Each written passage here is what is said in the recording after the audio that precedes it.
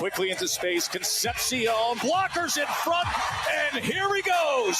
KC says TD. This is 365 Sports. Final 30 seconds of the quarter. Second down throw to the end zone. Douglas. Touchdown, Texas Tech. What a drive. 365 Sports is presented by IdealMRI.com. High-quality MRIs for $497 or less. IdealMRI.com. Your health is important, so is your budget. Sorsby the key. What a cut! Broken ankles! See ya! 365 Sports is also brought to you by Texas Farm Bureau Insurance, protecting Texans since 1952. Another first down for Vandy. Pressure off the edge. He steps up, and now he's going to run for the end zone and score! Diego Pavia! Remember when you had a guy, someone who could fix anything? They're still out there at Batteries Plus. With their quick solutions and expert advice on batteries, key fobs, and phone repair, Batteries Plus will have you in and out and on your way in no time. Batteries Plus, the experts in charge. Brown takes another shot. Wide open Koger. Touchdown, South Florida. 63 yards. Now here's David Smoak, Paul Catalina, and Craig Smoak. And here we go on this Wednesday afternoon, another release of the college football playoff rankings. We will dig into that, get feedback from you and also from others and from us too. Good afternoon with Paul Catalina, Craig Smoak. I'm David Smoak and 365 Sports. And the college football rankings released last night yet again, and there will be more all the way until after the conference championship games, the first weekend in December. So here is the image to get straight to it. Ohio State, Indiana, Tech, Texas A&M 3, then Georgia, Texas Tech. You see the rest of the 10, all the way through 12, in a way is what matters, but of course also the ACC and the group of 5 highest-ranked team will bump a couple of teams out of there. Man, I saw Hunter Yurachek. I did not listen to him, but I started to read the transcript we get, and there's a couple of things we'll get to in a moment. Let's look, by the way, the Big 12 had 5 teams ranked in the college football playoffs with Tech, BYU, and Utah, top 12, and then Houston and also Arizona State. Paul and Craig, what say you about, for the most part, I thought they got everything pretty damn close to being right with a couple of exceptions. Yeah, I think it's great for the Big 12 to see 3 teams in the top 12 as of today. How that trends in the next 2 weeks, is very up in the air. It's interesting to see that. Like I told you guys at the end of the show yesterday, I fully expect Miami to find some way to win the ACC. Like I just do. I think that their schedule kind of lines up for them the last 2 games, and then we'll see how they would do against Georgia Tech, more than likely in that ACC championship game. But there's a lot. The Notre Dame Miami argument to me is not completely necessary at this time, but it bears watching. And I heard Hunter Yurachek fall into the Baylor TCU argument again last night, and that's the thing that stuck out to me at most, where he's like, well, it's Notre Dame has better losses. Yeah, bro. Well, but one of them is to Miami. Like, yeah, let's why is that negated? We'll have his quote in just a second to break down a couple of things that are almost the opposite of what each other saying the same thing about one team or another. Craig?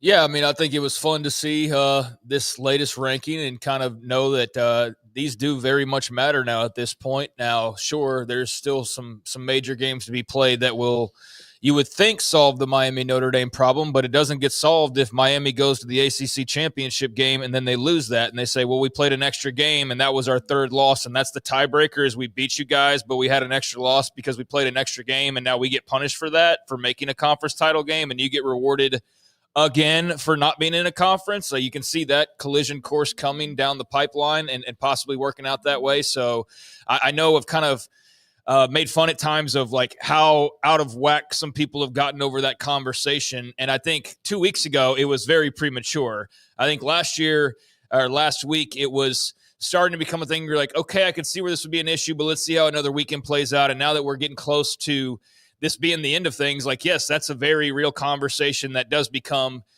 quite electric depending on how the results go these last couple of weeks. And these results we expect to be Notre Dame easily winning out, and then for Miami trying to find their way into the ACC title game. So that's I think the big, real, actual point of contention in these rankings. I don't think our conference deserves 7 teams is a really big thing at this point, unless you're that group of people that is saying that. And that's a separate conversation, but it's not really pertinent, in my opinion, to the actual rankings themselves. The Miami Notre Dame conversation very much is. I also think, in looking at this, like, yes, it's notable who fell and who rose, like the Georgia, Alabama results, obviously Texas tumbled, Oklahoma surging. So those games mattered a lot last week, and you see that effect on these rankings. And then from the Big 12 standpoint, I mean, I think they're in a good spot. I also think right now they're getting 1 playoff team in. So I think the initial reaction was you see 3 in the 12, you're like, they got 3 playoff teams. Then you go, no, that's not how it works. There's a group of 6 champion that's going to be taking one of those spots, and there's the ACC champion who's going to be taking one of those spots. So technically, you are the first 2 out, BYU and Utah. So yeah, the argument there is why ours and not somebody else's. At the bottom, I think that would be come to it if those rankings held, Craig, where there were 3 Big 12 teams in the top 12 and their 2 teams, their 2 lower ranked teams got nicked by the other champions, then the argument would be like, why ours and not somebody else's? Yeah, multiple I mean, teams, we'll see, I guess, when we get there on how that would work. I mean, I don't think that they're obviously going straight off records. Otherwise, BYU would be much higher. But clearly they're viewing them in various ways. And by metrics or even by the eye test, you can see, and I know people don't want to hear this, but like you can see where BYU is not being looked at equally to some of the other teams. And so for the eye test, I don't know that they really have people captivated or captured the way that they need to be able to get that benefit of the doubt, unfortunately for them. And so yeah, they're just going to have to win their games and win out, and that will give them a shot. Go win the Big 12 and you're in. I mean, that's the thing for BYU. And then for Utah, you've got to hope for a scenario where somehow you get in, although it's very unlikely because, again, there's 2 weeks to play, and your 2 losses are to those 2 teams that are in front of you. So it's almost, but not quite, mathematically impossible for Utah to get in. And I don't think Utah is going to get in without playing in a conference championship game unless there is just total chaos elsewhere that whittles down the SEC's 5 or 6 or somehow or another takes away another team for the Big Ten, although that's probably unlikely as well. So it's weird. It's like, oh, man, they're in a great spot. And then you really drill down and you're like, oh, damn, it's almost like the worst spot, or not the worst spot, but it's almost like a torturous spot to be in because you're right there, and yet it seems like you're so far away from actually making it happen if you're Utah in particular. But they're in a spot. No, like they're in a spot. They're in a spot. They could be 16 or 18 or 14. So what I've noticed, and I think it's kind of I've enjoyed this, is that I'm seeing a lot, and it's not just now, but they're starting to become more and more of an occasional tweet, report, comments, graphics, power structure from those who cover SEC or teams. And it's not new, but I've seen a little bit more of a flare in the last week or two. And I'm like, okay, it's because the Big 12 has 3 teams involved. We know one's going to get in, and the possibility if it does, and it's, again, if they get 2, then somebody else is going to suffer by not getting an extra team in. I've enjoyed that. I really have. I love the new blood. You know what Indiana is? New blood. Do you know what Texas Tech is? New blood. And what might be BYU? New blood. Do you know what A&M is? New blood. Has anyone thought about that? Because they really haven't been hanging around as a team that's been in the college football playoff hunt. There's not the first time. So I've kind of enjoyed all that. And we'll get to another thing when it comes to what teams or fans bases are saying now about who they're scheduling. And they need to go ahead and start playing powder puff teams in the early part of September. Here is what Hunter Yurachek, who's now the college football chairman, this is on the difference between Oregon and also Oklahoma, Notre Dame, and Alabama. He goes, Oregon, while their strength of schedule metric may not be as strong as Oklahoma, we felt like they were very strong on both sides of the football, offense and defense. They rank in the top 10 most statistical categories. They had a really big win at Iowa 2 weeks ago. Iowa was ranked in the top 25 previously. Also, Oregon won at Penn State. I know Penn State is not the same Penn State we expected. Still a very challenging place to play, as evidenced by Indiana a couple of weeks ago. There was significant discussion about that, but Oregon 9-1 stayed one spot ahead of Oklahoma. Now, remember what he said. Iowa, which was previously ranked in the top 25, and Penn State, yeah, they're not who we thought they were, but they're still Penn State. Yeah, see, you got to avoid that, Hunter, because when you say was, okay, go back to every team's losses all over the place. All right, so Florida State was in the top 25 for 4 weeks after they beat Alabama. Does that mean that Florida State is now a quality loss for Alabama? No, okay. You could go and say to any of them, Florida's record was way better when they beat Texas, so that's a quality loss. Or this team was ranked here. Well, no. At the end of the season, they just and here's the other reason you shouldn't say it. At the end of the season, 3 weeks from now, when they do the final poll, it's based on the numbers that they put in are based on where you ranked at the end, not when you played them. So him saying that was kind of reckless and maybe not the best to follow that up, because it's not a metric that they're going to use the same way 3 weeks from now. This is an interesting little thing because on the one hand, Oregon has one loss, and it's to arguably the best team in the entire country by 10 points. Yeah, I mean that's all their blunders entail. It's a loss to Indiana by 10, the number 2 team in the country. That's it. So it's kind of weird to see them get picked at for being a one-loss team who lost to maybe the next national champion. But I understand from the Oklahoma point of view, even though you have an extra loss, like this is where the SEC grumbling comes into play, and you kind of reference some of it. Now you referenced the real foolish stuff that was going around on social media that is kind of a separate thing where it's like, well, we simply showed up, so we deserve credit for it. Like that conversation's different. In this case, Oklahoma has a real resume to sit there and go like, no, really, we should perhaps be a little bit higher. Yes, we have one more loss, but look at who we've beaten along the way. You've beaten a top 25 Michigan. Now, Auburn was ranked at the time. They did not deserve credit for beating Auburn. Auburn sucks. Auburn's fired their head coach. That should not count as a top 25 win in any way, shape, or form. But they don't need that one because they also, in the last 2 weeks, have gone and beaten back-to-back top 15 teams on the road, including number 4 Alabama. And they have a crack at a top 25 Missouri team coming up this weekend at home in what ought to be a heck of a game as well, but one where they'll be favored in. So if you look at it from that standpoint, you go like, yeah, they do have the extra loss, but they lost to Texas, who's a team that is starting to flail right now, but is still a solid team.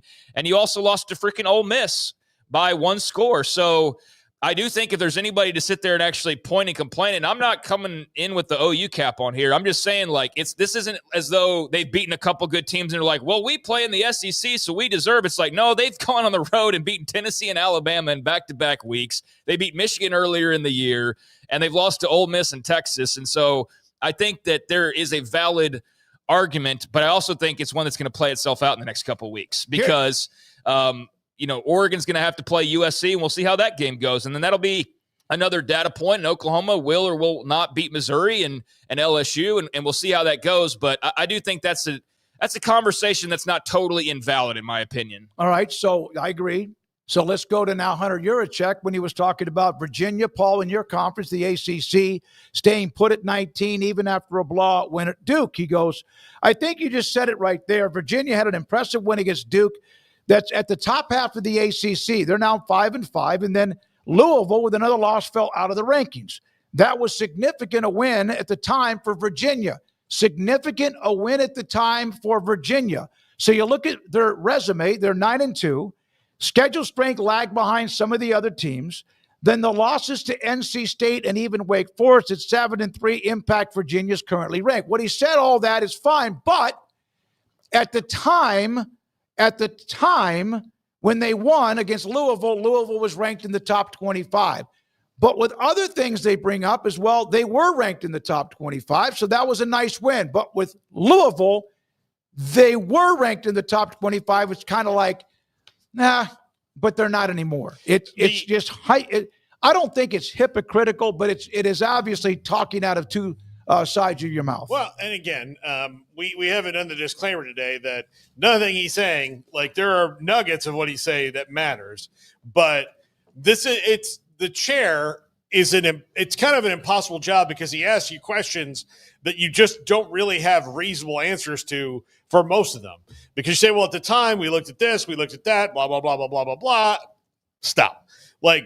Because then you wind up talking yourself into something that may not even be necessarily true, when it comes down to it, or when you measure it against somebody else, then you say, well, why is it different than these two? And then he's like, well, look, you asked me a question about Oregon, then you asked me a question about Virginia. I answered them, and now I'm hearing myself say it, and I realize that it's hard. The way that they do this, and this is all theater at this point. You're going to have these answers like this. So look, Virginia's 9-2. They have it like NC State's not a great loss right now, even though they're improving.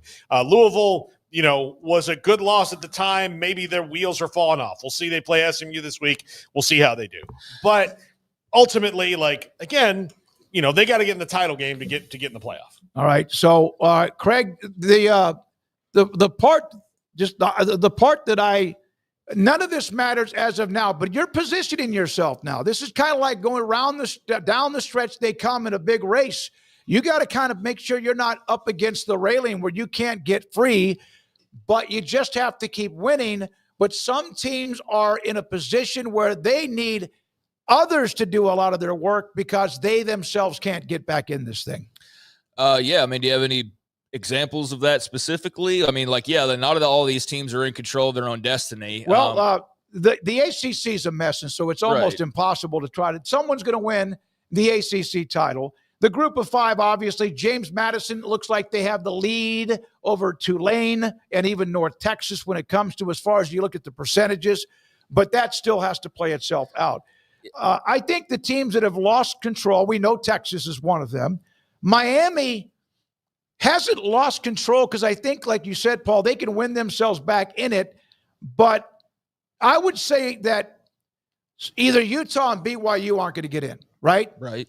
They're not. One of the two may not get in, and both may not get in. But both have a shot if they keep winning. They just need some other things around them to happen. Yeah, I mean, I think when you have a playoff, then you are in control of your destiny until you're not, and then you're not, and then you're at the mercy of others like Utah is, and Utah should have lost one less game, or Miami shouldn't have lost to Notre Dame, or what have you. So, yeah, I mean, you're in control of your destiny until you slip up once or twice, and then that's the punishment, is that you aren't necessarily in control after that, and you do, as the season winds down, have to potentially get some help. I think going back to the Virginia thing, was that, so I'm clear, are people upset that they didn't move up and that they stayed where they are? No, it really wasn't even where Virginia is ranked. It was how he said when he's looking at Oregon, and that he said the same thing. He said the same thing, but he kind of propped up Oregon's win against Penn State, who's not in the top 25. And also then when it came to Virginia, it was as if, we know Louisville was in the top 25, but they're not any longer. He's also giving them credit for beating Duke, who's 5-5. Yeah. So I don't know about that really being something that props you up. I just want to make sure I'm clear on what exactly people were beefing with him over that for. But yeah, talking out of both sides of your mouth, I mean, that's a college football playoff chairman tradition. They do that every year to some degree. I don't know about that specific argument. I do know, looking at Virginia's schedule, they have beaten absolutely nobody. And they've needed 3 overtime games this year to get to where they are. Now, hey, they're sitting there with just the 2 losses, but the ACC race, I don't think it really matters until we get to that championship game, and then whoever wins that's going to win the ACC, and they're going to be the ACC representative. That's how it's going to solve itself. But yeah, I'm not too worried about Virginia's positioning at this point. Win out, go win the ACC, and you're in. Besides that, I don't think you have much of a leg to stand on as far as being disrespected. And again, that's why I'm trying to make sure I'm clear on what the actual argument is, because I look at their schedule and I go, what are they supposed to get credit for outside of just winning games? Because if you want to have the strength of schedule argument, they have no place in that conversation. The best team on paper they beat, the only ranked team they beat who is no longer and hasn't been ranked for 2 months now, is Florida State. That's the only top 25 team they played the entire year, and there's 2 weeks to go. Like, that's how much of a mess the ACC is. So we're sitting here giving them credit for beating 5-5 Duke. I mean, like, seriously? That's how we're going to sit there and really try to prop them up? The reason, and it was a big discussion last night, was not whether Virginia should be higher. It was just how they look at teams that were beaten that once were in the top 25. That's all it is with Virginia. No one's arguing for them. I understand that, and I'm just saying, like, but for the Virginia side of things, for anybody talking about Virginia, is what I'm saying is that they just got to go win out. Yes, that's how they get in. And anything else besides that, anything else besides that, my point is that they aren't in control because they don't have a leg to stand on when it comes to strength of schedule or those types of metrics. So as far as teams not being in control of their own destiny, Virginia has one path: go win the ACC, and then don't expect anything after that. And that's the case for Utah. Like, if you don't find your way in the Big 12 title game, then you should have lost to either BYU or Texas Tech. Like, somebody's got to be at that cutoff line. You lost to the two teams ahead of you, which is not a good thing, which you would think would be the case with Notre Dame, Miami. And look, the ACC is super complicated. Just to give you guys, our viewers, a thumbnail of it, there are reasonably 5 teams with a chance to take the 2 spots right now. From bottom to top, Miami at 4-2, SMU at 5-1, Pittsburgh at 5-1, and UVA and Georgia Tech at 6-1 each. And SMU plays Louisville this week and then Cal. So if SMU beats Louisville and Cal, then they're in a great spot because they beat Miami. And there's not really much that Miami can do about that, except Miami and Georgia Tech both play Pitt in the next 2 weeks, so they could essentially eliminate Pitt from this, which I actually think that they will both do, because Pitt gets its 3 toughest games right at the end of the year. Georgia Tech just has Pitt in Georgia. The Georgia game doesn't affect it, and Virginia just has Virginia Tech. So that's all going to come out in the wash, but the ACC also has a weird tiebreaker about ranking, like where you're higher in the rankings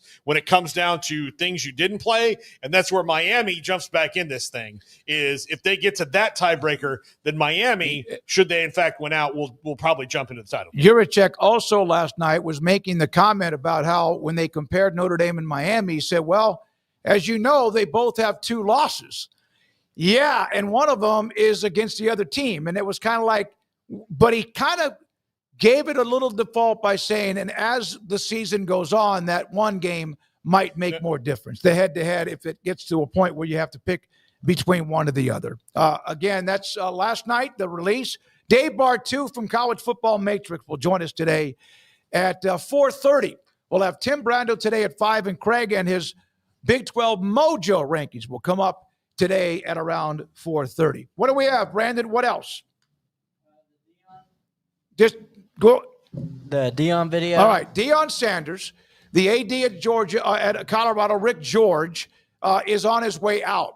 Deion, yesterday, they had kind of a press conference, and Deion was applauding him and saying that Colorado's still in a pretty good place. But he also was asked a question. This is back-to-back years. Last year, remember, they were not very good, blown out by BYU, and this year they're not going to go to a bowl game.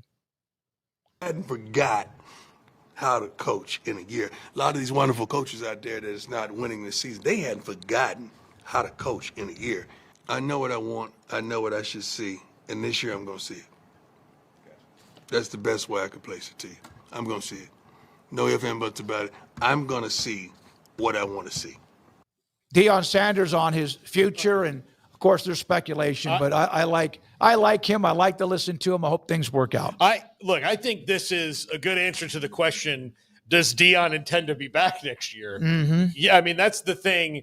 I don't think Deion's getting fired at Colorado. No, when the new AD no comes way in hell he's more getting fired valuable at than the Colorado. university. So any kind of speculation about that, Deion's going to leave when Deion wants to leave at this point, unless they just don't get any better in the next couple of years. But I do wonder how much this offseason and all of his health problems, not to mention Shadur and Shiloh in the draft, maybe took his a total focus away from a normal offseason program. He was away from the team for a very long time, which you don't see the team as much in the offseason as the head coach because you're restricted on that. But he was away from the team dealing with some very important personal things like his own health and beating bladder cancer. If he's back, if he's healthy and doesn't have to go through all those things this year, I think that will be a better offseason for Colorado all the way down the line. But he does have to make some changes, and he says he knows what he wants to see, and he's going to see it next year. Well, I think that means some staff changes, obviously, and maybe a different recruiting strategy when it comes to building that roster. I don't think I've seen a single person that at least I've come across say that they think that there's any chance whatsoever of Deion Sanders getting fired. And if anybody has said that, they need their credentials pulled and they need to never be watched or listened to ever again, because there is 0% chance outside of just like some nuclear bomb of a scandal dropping, which there's no reason to believe that that will be the case, that Deion Sanders would get pushed out of Boulder. So no, that's absolutely, that's clickbaity garbage to even suggest such a thing, which I don't think anybody has, but just to be clear on that. So really it's up to Deion on what his future looks like in Boulder. And I took his comments yesterday as him saying he's back next year and him saying he's going to get this thing together. And I think that's awesome. I think that's incredible news for Colorado, just for those who thought that there was a chance that he would make the decision to leave based on what you said as far as health issues, struggles, what have you. If he were to walk away with all he's been through and just the losing part of it as well, being the competitor that he is, I think it would be not really characteristic of him to walk away with the losing aspect of it, but certainly with the health issues, you could be understanding of that. It's just a little bit too much to handle, but it doesn't appear like that'll be the case, and he's going to be back, and he's already laying down the law on the fact that he knows there need to be some changes, particularly with the staff. He's admitted that they've made some wrong choices, I'm assuming particularly with the staff and even to personnel to some degree. But I do think with the challenges that he's faced, that it was legitimate to have a conversation about, like, man, how long is he in the game for? But I think that right there and some of the other comments he made does at least quiet that down. And it almost, without saying like, I am back next year, basically says that. And I think that's terrific for obviously Colorado. I think, though, the wider effects of it for the Big 12 conference and just more of the spotlight that he brings, it's super beneficial for them. And I think college football is more interesting with Deion, whether you love him or hate him or whatever, to have him in the mix, to either be pissed off when his teams are doing well or love it, or to be pissed off when he's not doing well, or to love it. He's that kind of a polarizing figure, and I think he's the type of character that is fun to have in college football. And so I was glad when I heard those comments that it's the first time it really seems like, no, he sounds like he's coming back, and that's awesome. All right, and I hope he comes back. I do think he's coming back. I hope he also bounces back, and that Colorado is big for the Big 12. One final thing. UT head coach Steve Sarkisian, you've seen various reports about this, the NFL, et cetera. I think the last one came from all people, Desmond Howard, and Chris Del Conte responded to him. Well, that's something I didn't know about. Steve Sarkisian today saying that he felt compelled to address rumors about him possibly moving on. People reporting or insinuating that there's a possibility I could leave the University of Texas, and that's absolutely false and untrue. I am not going anywhere. Now, again, a lot of coaches have said that, but this is a lengthy response. You can't read it, it's too white, too bright. But he went into deep details about why he loves UT. Doesn't mean coaches won't have their attention go elsewhere. But I thought it was very important for him to say everything he did. Was it emphatic? Yes. Does it mean anything? Well, for right now, Steve Sarkisian just wanted to calm down the rumors because it could affect the transfer portal and recruiting. Well, first off, very rarely does anyone leave the University of Texas of their own accord as a head coach. Last coach at Texas who was left on his own accord. I can't remember. I mean, it doesn't. Darryl Royal. Well, I mean, and he retired. Like, he didn't go. That's what I'm saying. Exactly. All the others were asked to leave, but since him. Yeah, he doesn't. Yeah, he retired. So, yeah, because he was older. He was ready to retire. He'd done everything he could do. So when it comes to football coaches, every single one of them, including the only one other than him who's won a national title, Mac Brown, were fired. So right now, Sark is nowhere in that territory at 7-3. And if he was, that would be batshit insane of the Texas leadership to do that, which they're not. Yes, the NFL would be a possibility for a coach of Steve's talent, but he would make less money more likely in the NFL than he makes at Texas. And it is one of those jobs that as long as it's going well for you, you shouldn't just leave it and go somewhere else, because you will be supported by the leadership. The fan base is fickle everywhere, but the leadership will support you, as long as they believe in you, to a level that most places don't. So, yeah, he's not going anywhere unless somebody tells him to. They were supportive of Mac Brown, and eventually, until they couldn't started to lose grip until they couldn't ward it off anymore. Yeah, so Mac Brown wasn't beating Oklahoma. He wasn't making the semifinals of the college football playoff. Granted, there wasn't a playoff, but he wasn't competing for a year or two before had just played for the national title. But he wasn't competing at the recruiting level and at the win-loss level against their rival, and winning national championships to a degree to offset those things. There was a combination of factors that Mac eventually wore out his stay, and all of that added up and eventually got him. I think this is just classic Dallas Cowboys. Texas Longhorns media coverage as much as anything.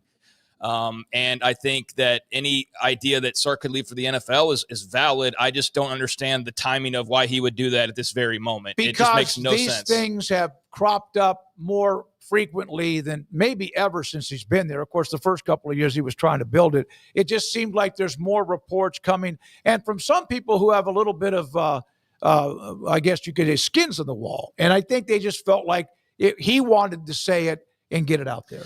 Well, he clearly is doing as much as he can to stomp that out. I guess it won't necessarily stop it. I didn't really buy too much into it initially when those reports came out, but I do think obviously there was enough legs to it where he needed to say something, and he said it as emphatically as you can. And I don't understand outside of he's just got a desire. And look, some people just want different things in life. They're not all programmed the same way. So if he's just like, you know what, college football kind of sucks now, and I want to go coach the Tampa Bay Buccaneers or something, then hey, that's his right to do that.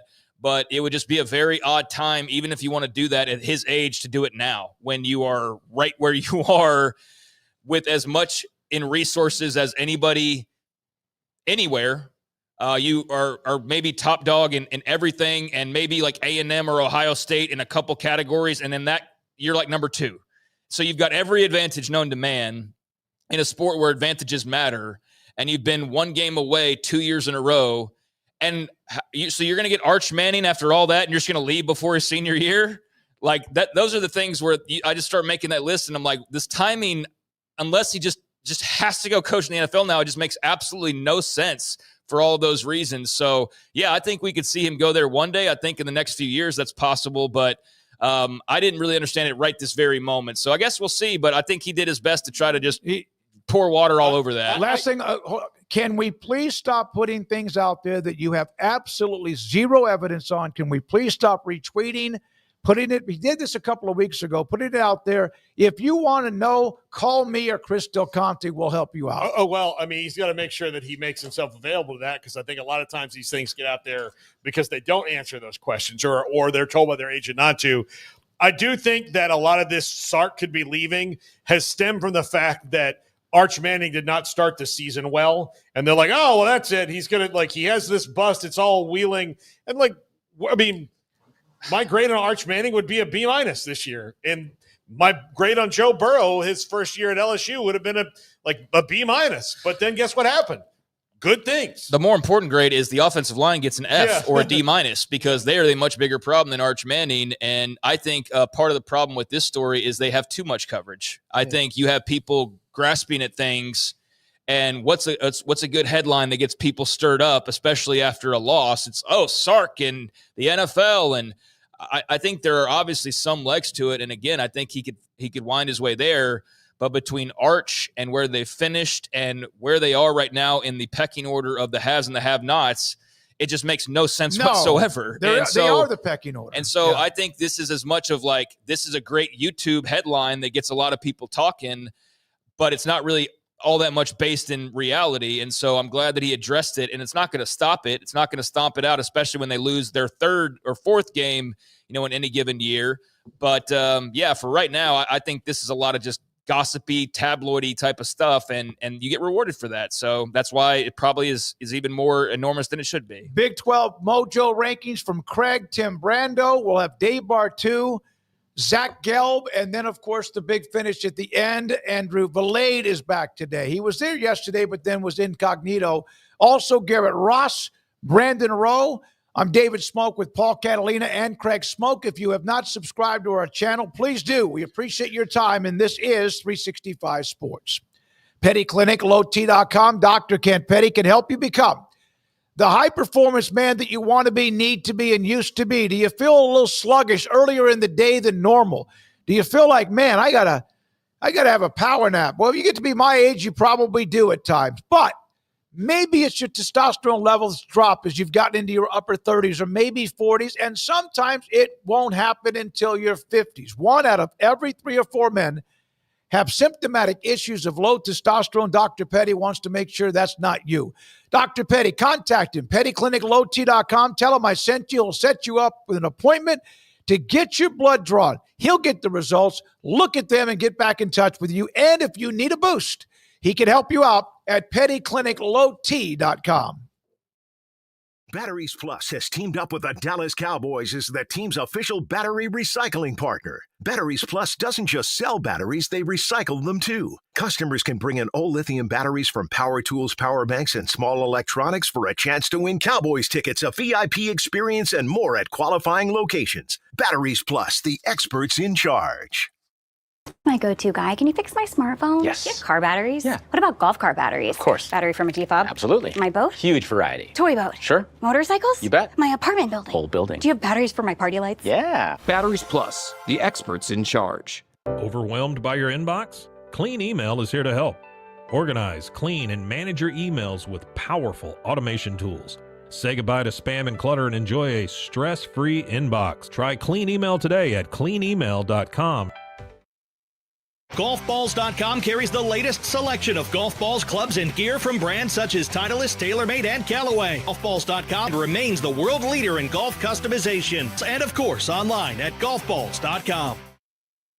UBO Business Services. We are a studies-based service organization that is the best in Texas when it comes to copiers, printers, and scanners. The way we quantify that is through a company used by millions of corporations called Net Promoter Score. What Net Promoter Score looks at are your Google reviews. We have a better Net Promoter Score than H-E-B with a 65 and Ritz-Carlton Hotels with a 70. According to Net Promoter Score, if you're a 70 or above, you're considered world-class in customer service. UBO Business Services is an 86 when it comes to Net Promoter Score. You can find us at ubeo.com, ubeo.com.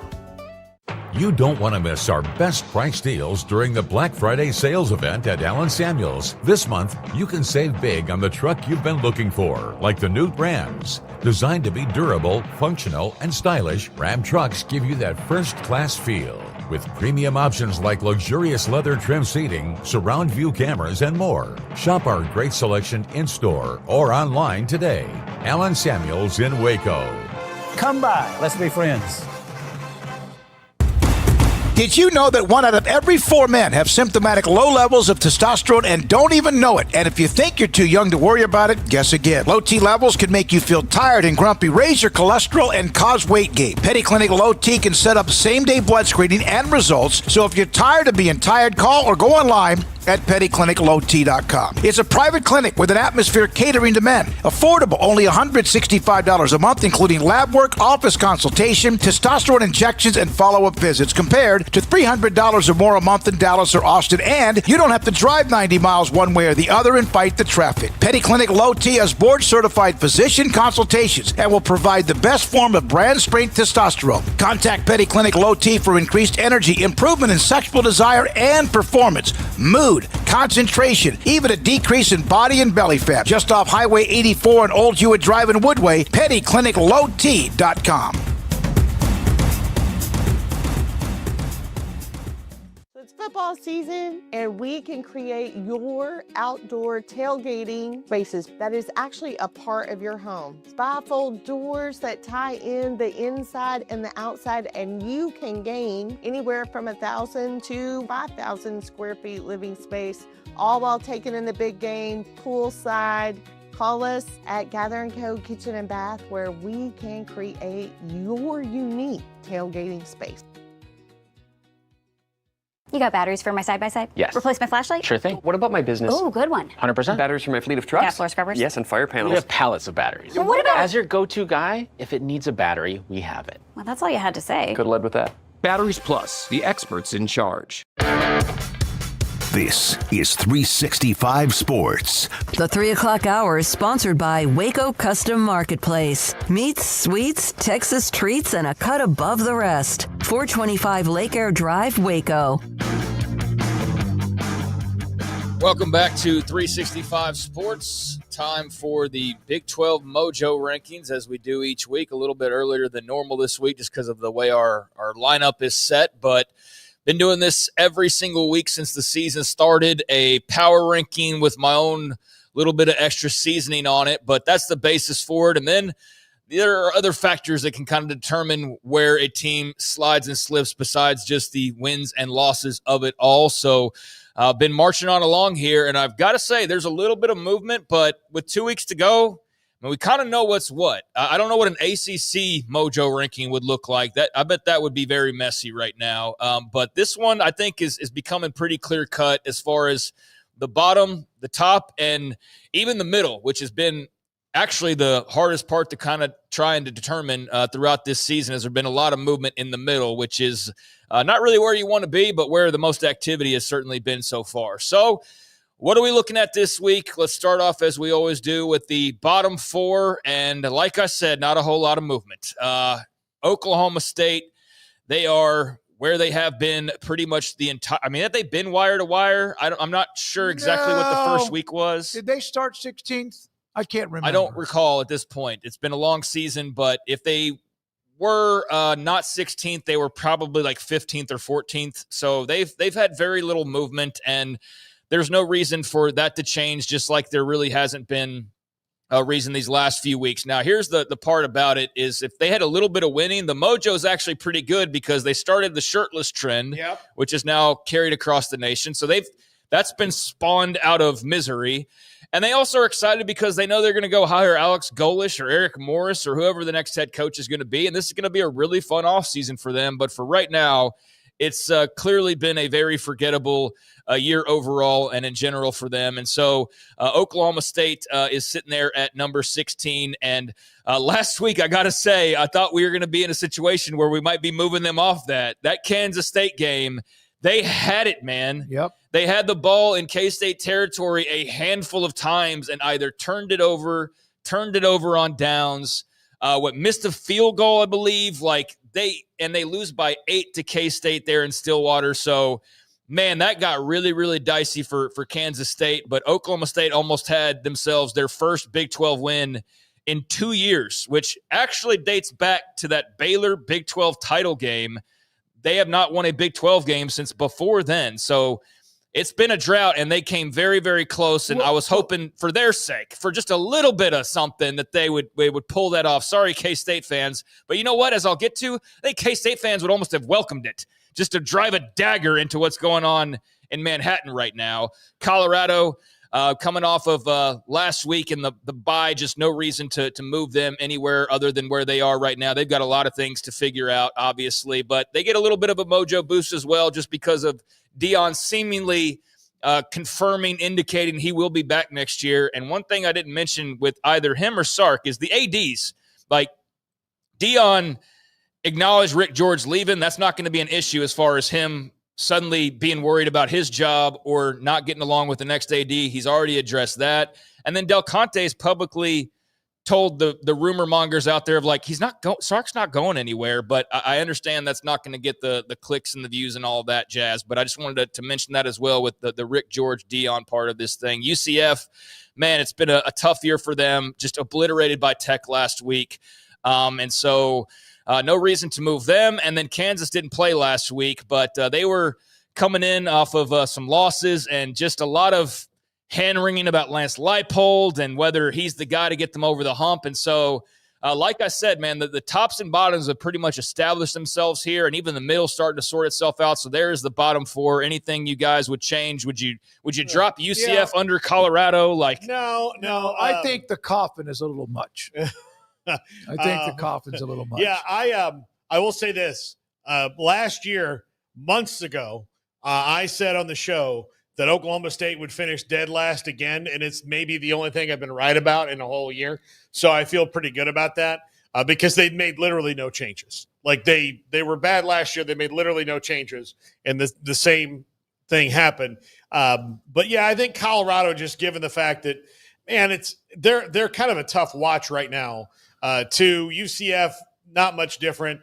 Kansas has an opportunity to get in a bowl game, so they're probably in the right spot. But if they wind up 5-7, then I think Lance Leipold very much enters next year on the hot seat. Yeah, I think there is a line of Big 12 coaches that are already forming that if there's not more movement this year, Chris Kleiman, Dave Aranda, Brent Brennan's off that seat for right now. No, absolutely. But certainly I would say those two. And then feels fine. Lance Leipold would be on in that line Sonny too. Dykes. Sonny Dykes can go ahead and start maybe getting ready for that line. But let's get to the next batch of teams here. As told you, man, West Virginia, oh so close. And if we were going purely off of Mojo, then I think with their commitment this past week, just yesterday, the big 4-star offensive lineman, that you could sit there and go like, hey, that's better than what Kansas State has going on right now, potentially. But I wasn't going to get like that into one commitment flipping this whole rankings around. So, West Virginia, I think, is a team that at least has something going for it, but you lose to Arizona State, so I can't credit you for losing a game, although that game was very much there for the taking, and they could have potentially have been able to win that with the fourth quarter rally, but just not enough time and not enough plays to make that happen. So they're coming off that loss to ASU and stay where they are. Kansas State, just mentioned them, barely eking out a win over Oklahoma State last week. I mean, by the skin of their teeth. They're not very good. You just had probably your best player, Jace Brown, go down for the rest of the year. So now that's another ding on your offense. Avery didn't play well, but he's not really the story. They just don't. I mean, now without Jace Brown, they have like no playmaking outside of Avery. And I think just Kleiman, you get to that point where you're really annoyed with the coach and there's like nothing he can say that makes you feel any better. And in fact, like when he keeps going to the well, it just annoys you more and more and more because it just sounds like excuses. That's like where K-State is. Post-game like Dave Aranda, very much the same way of like, oh, you really thought you were super prepared for this one, huh? Oh, you thought you guys were ready? Okay, yeah. And so Chris Kleiman just sounds like a guy who is kind of making excuses at this point for the K-State fans at least. And then there's Baylor. I mean, this is just a wallowing group of just it's not good, man. Like, but they're not worse than Oklahoma State. They're not worse than Colorado at this point or UCF, but none of them did anything to separate themselves to jump up because Baylor gets crushed by Utah and then TCU falls on their face. And Josh Hoover is not playing to the level that I thought he was going to be able to play at this year. He's had moments here and there, but they lose their second consecutive game and get absolutely crushed by BYU. TCU fans, they're going to jump in front of K-State and Baylor if this drags out a little bit longer. They want to jump in front of traffic right now. Well, and they're not happy. And so I know how this looks, but folks, this is what it is. Like these teams either didn't play or they all lost. So that's the bottom half of the league right now. And you can determine on whether the mojo is slightly better, but there is a complete lack of mojo with the exception of Oklahoma State feels great. They're going to have a new head coach soon. Colorado actually feels good because Deion's seemingly confirming he'll be back next year. And then West Virginia feels good because of the big commitment. And it looks like Rich Rod's like, they're starting to put it together a little bit. Talent, yep. But you got to win games too. So there you go. There's the bottom half of the league right there. Yeah, I can't like it's so hard, especially with. I mean, West Virginia is where they are. Like they are there because of their record. But 9, 10, and 11. Like I mean, You could circle them around. You could do whatever, and they probably will. They'll regurgitate each other. If it was a golf leaderboard, dude, K-State beat TCU. TCU beat Baylor. Baylor beat Kansas State. Yeah, exactly. It would be that thing where 6 guys are tied for the same thing, and they all have the same number next to them. Yeah, they have. The thing about a couple teams on the bottom, like you said, Oklahoma State has future mojo once the season mercifully ends. But they are also on a 17-game Big 12 losing streak. So they need it. Their mojo's coming as soon as this thing gets Old Yeller. The offseason, they will shoot up the rankings as far as mojo goes. Yeah, as soon as it gets Old Yeller, this is over. And then West Virginia, same thing. West Virginia's ticking up right now. You can feel it. The others on this list, though, you're like, okay. A lot of talk in the chat, and I agree with them. With the Baylor AD situation and the combination of Aranda and getting destroyed by Utah, they should drop a couple just because. Just because? Okay. Well, fair because enough. it is a mojo thing. Okay, yeah. That's the feedback. It's mojo's the separator when all things are equal. It's not totally vibes all the time, which is probably where it gets a little bit confusing from week to week. But yeah, I mean that could very well be the case. You could drop them below Kansas State, but I think Kansas State is not really somebody that's deserving of being rewarded. But if you're just penalizing, I could see that. Yeah, just because of all the outside noise. That's fair. Yeah. That's okay. fair. You could drop them a couple spots. But for the most part, I think almost everybody is in agreement. I think that the bear with a potty mouth, God, I don't like the 4 consecutive sad looks, though. That we got to break that up. I actually think West Virginia is not that sad at this point. I think West Virginia, again, just got a big commitment yesterday. They could have the maybe. Yeah, they're more along on those lines. But yeah, that's fair, and I don't care about criticism. I think it makes you a better person. I'm not going to get defensive about it. So yeah, that Baylor thing, especially how ugly that's been, I could see where you ding that. It's just that I'm fresh off of listening to K-State fans who are miserable and begging for a scandal to get Chris Kleiman out of there practically for some new blood. But West Virginia should probably be a couple spots higher because they have the groove, but at the same time, is Ren Baker going to be there for much? I think for this week, Baylor could be dropped a couple, but then if, again, move back up a notch or two. But just this past week was a disaster. No, it was. If it was going off of simply this past week, then yes, they should be dropped a couple lower, but they did beat Kansas State. But yeah, maybe I just, the hard part about that is who do you bump above them? I don't think Kansas State deserves it, even with Baylor's ugliness right now, because K-State does not like their situation right now, but West Virginia would be the one team because KU didn't do anything this past week to deserve it. Yeah, because Baylor and K-State are 5-5. And then all the rest, I don't think that they really – so anyways, let's get to the next group. Let's get to the ones that matter. Yeah. All right, so there's Iowa State. Iowa State, 6-4 overall. Got the win over TCU a couple of weeks ago, but no reason to move them. They didn't play last week, so not going to give them credit for not playing. And then you got Cincinnati, who is coming off of the loss to Utah and Arizona, the back-to-back losses, and now getting ready for a stretch run where it's going to be number 11 BYU coming up this weekend, and then a TCU team who is just all over the place as far as how good they actually are. But Cincinnati now goes from contender to they're out of it. Like they went from that group of 4 to 5 to where they've now lost a couple in a row. Brennan Sorsby didn't look good last week against Arizona, and they get beat at home, fall out of the top 25. So they get dinged for that. And meanwhile, Arizona is now 7-3. They beat Cincinnati, so can't keep Cincinnati above them when you just played and you just beat them and you beat them in their house.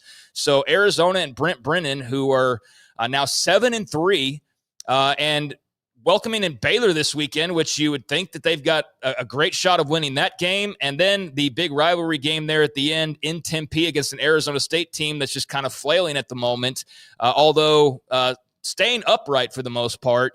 Arizona, I've got jumping up a spot after the win over Cincinnati. And then ASU. For ASU, I will take the Baylor thing into account, and by no means is that like, just so you're very clear, I don't have anything to stand on there. I didn't go to Baylor or anything like that, so it wasn't anything outside of just probably should have dinged them more. No one is criticizing. No, I know. I'm just making clear. But for Arizona State, I am dinging them for vibes because just yesterday, your star quarterback his brother's having to jump into DMs for Pete Nakos to deny reports that he is shopping himself around. And you know what? I don't believe his brother. Yeah. I don't believe Dallin. I believe that they probably are shopping him around. And then you also have on top of that Kenny Dillingham very timely asking for the local businesses. It was not a bad thing. All coaches do that, but trying to drum up some money. And I just feel like with Arizona State right now, they're kind of getting hit with the vibes a little bit. Kicking the nuts. They're getting hit with the vibes a little bit. That was a punch to the gut. Yeah. So all right, top 4 now. And here we go. Houston and Willie Fritz. I mean, they have been a great story. They are sitting now in a really prime spot to be maybe on the podium when all is said and done, but 8-2 and now coming off of the win over UCF. Now, they did have the very unforeseen loss at home to West Virginia, but they bounced back. They beat UCF, and they're sitting there at 5-2 in the league and 8-2 overall, and the vibes are immaculate because this is way better than anybody expected, and we haven't heard anything about Connor Wegman jumping in the portal from his brother or anything along those lines. Willie Fritz isn't being rumored for every job under the sun. So I think in terms of results and also what's going on off the field, Houston's there at number 4. And then the top 3 is self-explanatory. It's already worked itself out to some degree, although there will be another round of some sort, most likely Tech and BYU. But Utah there at number 3, BYU at number 2. The metrics in some cases favor Utah over BYU, but they played, and we know what that result was. And BYU, despite the loss to Texas Tech, has not given us a reason to ding them any further, being 9-1 at this point. And then Texas Tech, self-explanatory. They are a team that's got a chance to not only win the Big 12 for the first time ever, they're in the pilot seat, but get into the playoff and be one of those teams that's not from 2 leagues that goes and makes some noise and maybe wins a couple of games, depending on the draw. We'll see how all that goes. But the top 3, the easiest to determine right now, Tech, BYU, and Utah. All right.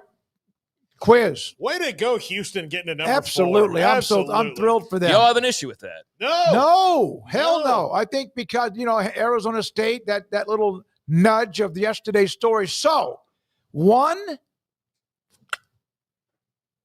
8, 9, 10, 11, 12, 13, 16 are the original Hateful 8. They are.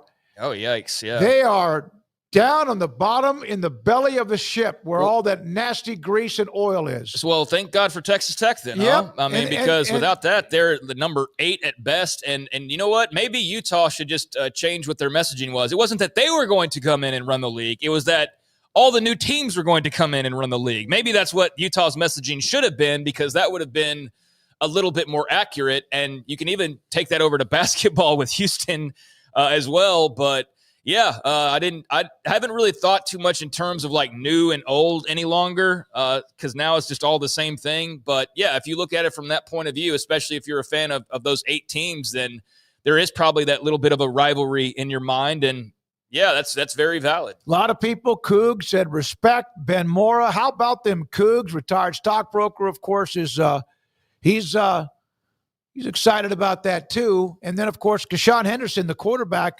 named the number 1 player in the country by 247. It all depends on the ranking, but he's the young man from out of the private school, right, in Houston, who is fantastic to watch. So being coached up by Michael Bishop. Yep, by Michael Bishop. And so there we are with that. They got a lot of great players, of course, the city of Houston, but he's one of them, no doubt. So I like it. We got to change the emoji. Too many of those sad faces are, what is that, shy, sad, or disappointed in Yeah, themselves. I think OSU should be a shirtless guy instead. We need to give them some flowers, man. They've had it rough. Andrew's just burying them, though, literally, with the coffin emoji. So we need to spruce them up a little bit next week. I think West Virginia needs to be a more excited face because of just the fact that they seem like they're going upward and that big commit yesterday and all the McAfee love and everything. But yeah, I mean, if there's one comment, then yeah, I think the off the field for Baylor probably should ding them more, and I should have taken that more into account. But beyond that, I mean, I think it's all pretty self-explanatory. And is there any other emojis I would change? No, I think that's all it's all pretty well and good. You could turn that bear or the cussing into a pile of based on what they have a cussing with. bear emoji. Like I wasn't aware that. I know there's a bear emoji. I didn't know there's a cussing bear emoji. Well, I think you can change any you could make your own emojis. Oh, really? Yeah, I didn't know that. Yeah. And with that evil young man, he could turn things inside out. By the way, Kyle said, Craig, this is a great segment. Carry over to next year. I plan on doing that. Lord Paxton willing, agrees with the list, and Lord willing, that then able to do that, and we will do that. We got that, and eventually Paul's going to unleash another menu item. We've got that going now. Yeah, Andrew, and I just sit here as a traffic cop. Ask Andrew.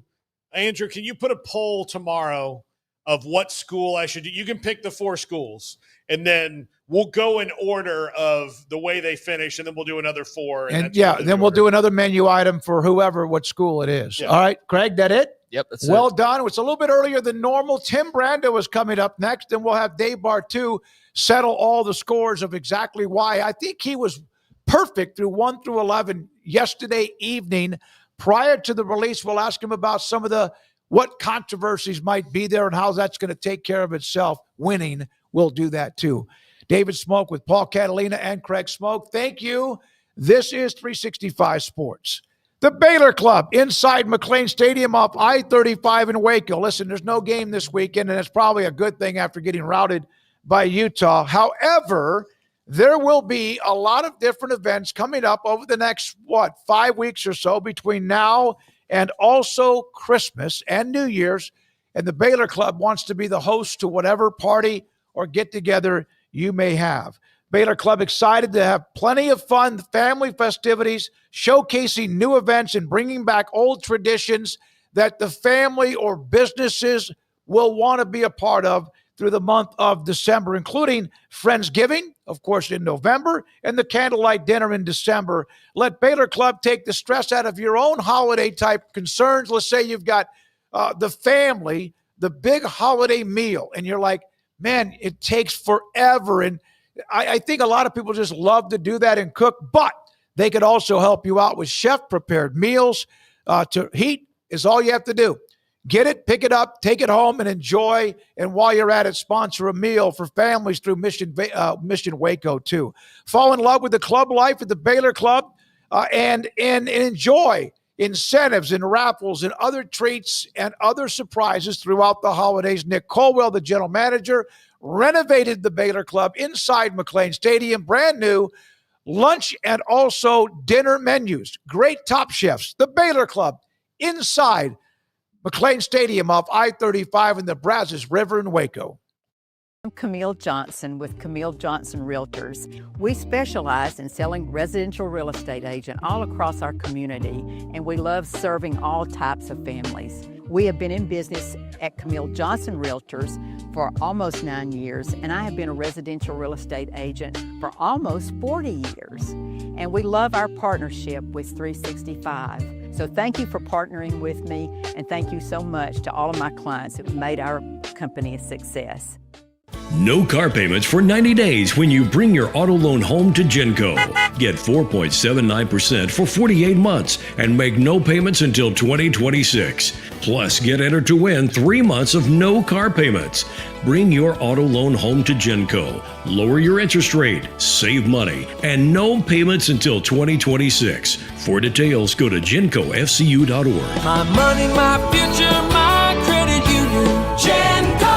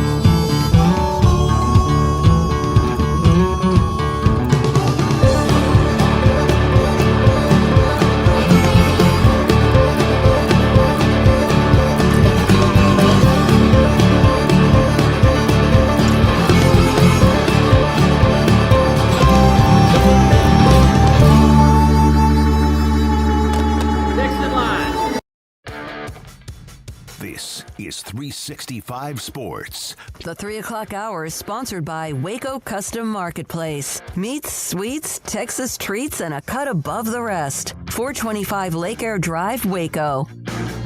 Tim Brando, Fox Sports. It's been a long time. Tim has also done a couple of Texas Tech games in the time that we have not talked with him. Tim, we're in another week, another standings release last night, rankings by the college football playoff. And you and I traded a couple of texts last week over some of the discussion when it comes to the rankings and much more. So do you feel like, for the most part, with one or two exceptions, last night's standings or rankings went pretty well? Well, I'm not a big fan of the rankings or the committee, as you well know. But all things considered, last night to me was a little eye-opening in the sense that, and this is a good thing, and I know Brett Yormark, the commissioner of the Big 12, has already addressed this, but I think it was a little bit eye-opening to see BYU and Utah back-to-back and above Miami and above, to think of where they were in the rankings and to see that really tells me that there's a very good chance now, and I think it was a foregone conclusion maybe 2 weeks ago, that the Big 12 was going to be staring at one and one only. Now I don't think so quite so much, or at least put it this way. If BYU were to win out and play in the Big 12 title game in a rematch with Texas Tech, and that game was either won by BYU or went down to a field goal, okay, then I think that there'd be a very good chance that both those teams could get into the college football playoff, which has got to make a lot of people in the Big 12 feel pretty good. On the flip side, the ACC is in deep, deep, deep trouble. And I think the threat of them not having any teams in and the potential of the group of six getting two and the ACC not being a part of the party is a very real, viable alternative. Unless Miami gets through these last couple of weeks, which they couldn't do a year ago, then I think they could be in some trouble. Georgia Tech has lost its luster, apparently, with a lot of people. And, I'd say they still have an outside chance of making it. But we could see some crazy things happen. I thought that all things considered, Hunter Yurchak did a nice job of dealing with the story with Notre Dame. A lot of people have issues with Notre Dame. I'm not one of them. I think that they've more than proven that they are worthwhile. And even though their loss to Miami happened, teams evolve. And Freeman's teams have continued to evolve in the right direction, whereas Mario Cristobal's teams have not always done that. So there's some some scared people in the SEC that thought they were going to get 7 in, maybe 6. Right? I'm serious. I mean, Alabama people are going nuts today. They're going out of their minds because they're behind Notre Dame. Like Notre Dame hasn't played good enough schedule for you. They've shown consistency. I never felt that even with the 4 wins against ranked teams, that Alabama was all there. I told you guys that the last time I was on, and I wasn't shocked at all that Oklahoma won that game. I picked them to win, and they did. And you're 0 for Oklahoma in the last 2 years, and in both cases, they may be costing Alabama a shot at getting in. And I think Auburn is that's not going to be an easy game for Alabama at all. They can't run it already, and Auburn's defense, especially its front seven, is pretty stout. So crazy things could still be down the pike for the Crimson Tide. I can't believe that they can't run the ball, Tim. I cannot believe they can't. It's but one they of those, can. Yeah, it's one of those things that just it's not even they didn't run the ball well this week. It's they didn't run the ball well pretty much all season. That's right. Yeah, I mean that's so weird. When go back to the ACC, they're not going to get as much attention because of there are some tense things happening in the bigger leagues. When it comes to some bigger games in the next couple weeks, but right. the biggest mess of a rundown to the championship game, and probably one of the biggest reasons that 17-team conferences aren't a great idea is the ACC, where Miami needs to beat Pitt, to make sure that they need to win their next two, to make sure that they get in. They need everybody needs SMU to lose to Louisville this week. Georgia Tech and Pitt could knock one or the other out of it. And then Virginia's just sitting there just having to beat Virginia Tech and hoping everything else goes right around them because they haven't played any of those teams. It's a mess in the ACC, and it's going to come down to some probably pretty weird tiebreakers in the end, isn't it? It is. And again, I look out there and I see the teams that are competing for the top spot in the American Conference, by example. Okay. I'm more impressed with what I see there than what I see in the ACC. I mean, look, Mars has done a great job at North Texas. I mean, he's done a great job, but Tulane is there. By the way, you know who is like chomping at the bit about all of that right now? About 3 SEC jobs that are waiting to hire Summerall out of Tulane, and they may make it. They may make the playoffs. So that's going to put a lot of people that are in the decision making process at a lot of places. I mean, everyone's waiting for the shoe to drop on Kiffin. Once that happens, Summerall is in business, but he can't be in business if Tulane is representing the group of 6. And right now they're poised to be that team. It is wild. But I'm going to tell you the level of play right now in the ACC at its very top, in its top tier, is on par with the American. It is. Flat out is. And the American may not have the kind of depth that those teams in the ACC have, but I think their people at the top, their teams at the top are a little more consistent than the teams in the ACC. I mean, I really felt like Pitt had a reasonable chance of making that Notre Dame game competitive. Boy, was I wrong. Narduzzi's team just got absolutely boat raced. It was over before it started. A lot of people don't understand in the South that Pitt was gaining some traction in the ACC in recent weeks. And for Notre Dame to just blow them out at their house the way they did and dispose of them so easily and so quickly. That's one of the things I think that was in the minds of a lot of the committee members. Listen, I know you guys have gone through a lot and have seen what happens. There's a lot more to the story with Mack Rhoades, I'm sure. But the committee had to make a choice in the middle of that, and going to Yurachek was the choice. And his phone's ringing off the wall now from SEC people going, "What the hell have you done?" Yeah. I've never understood, Tim. I've never understood why the hell would you want to be that person anyway? You wouldn't. Yeah. You wouldn't. No, I would have respectfully said, "No, we're trying to find a coach. We're, are you that much in a barrel that you have to do that?" Yeah. And again, I go back to this. The committee makeup with all of these administrators, ADs at schools, okay, fine. We see some coaches that are in there, and that's fine. I know them to be influential. Maybe they influence the room more than others. But, man, when they started this thing, I thought that the level of vetting for people to be on that, at the time, 13-member panel was going to be through the roof. Like trying to get through committees to become okay to be a part of the president's cabinet. And it was going to be that kind of vetting. There's been none of that. There's absolutely none of that. And the notion that when Team A or Team B out of a conference comes up, some of these guys and ladies have to walk out of the room. Like that's going to suddenly stop the influence that those people have. They're going to be dining with them a little bit later, aren't they? Yeah, they are having drinks. Yep. Yeah. It's bizarre, all of it. Tim, you brought it up there. I was going to wait a little while, but what are your thoughts on Aranda, Rhoades, just the whole situation? I know you called the Baylor game not too long ago, but man, it's at a low point, and I don't think there's any way that I can see where you just say, all right, 7 years with Aranda, let's try it one more time.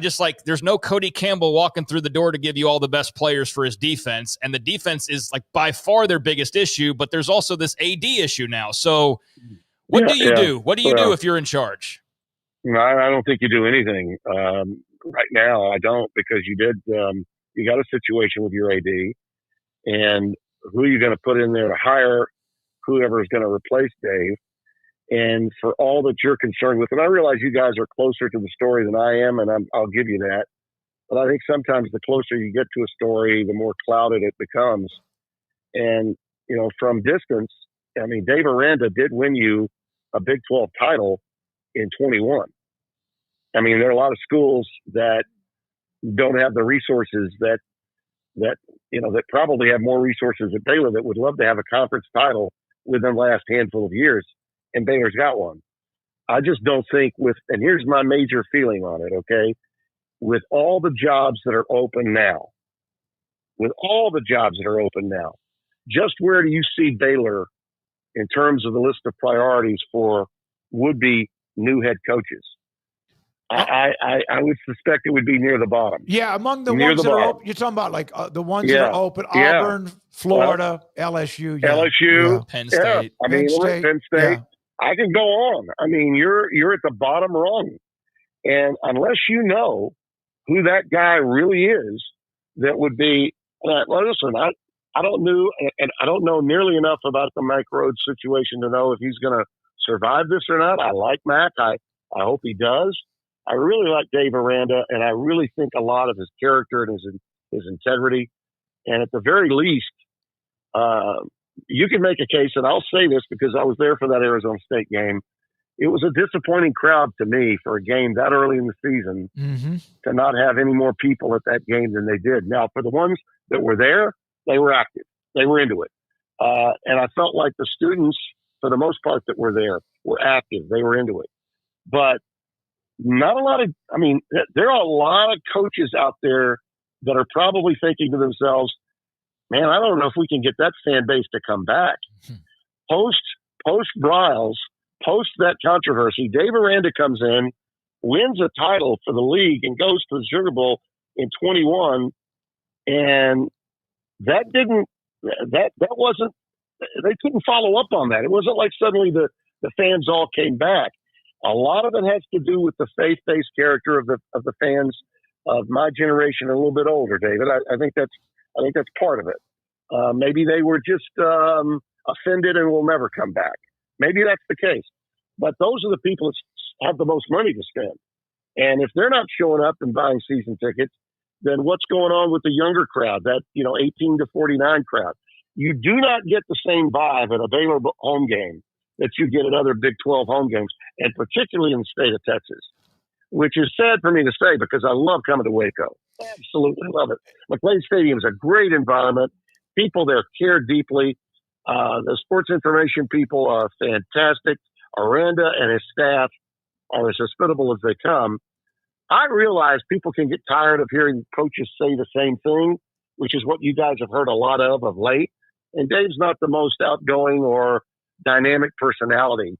But all things considered, given the rest of the landscape of college football coaching, this is a year when you want to wait for another cycle of coaching carousel. You don't want to be a part of this coaching carousel because you're going to finish dead last in attracting the people you think you want.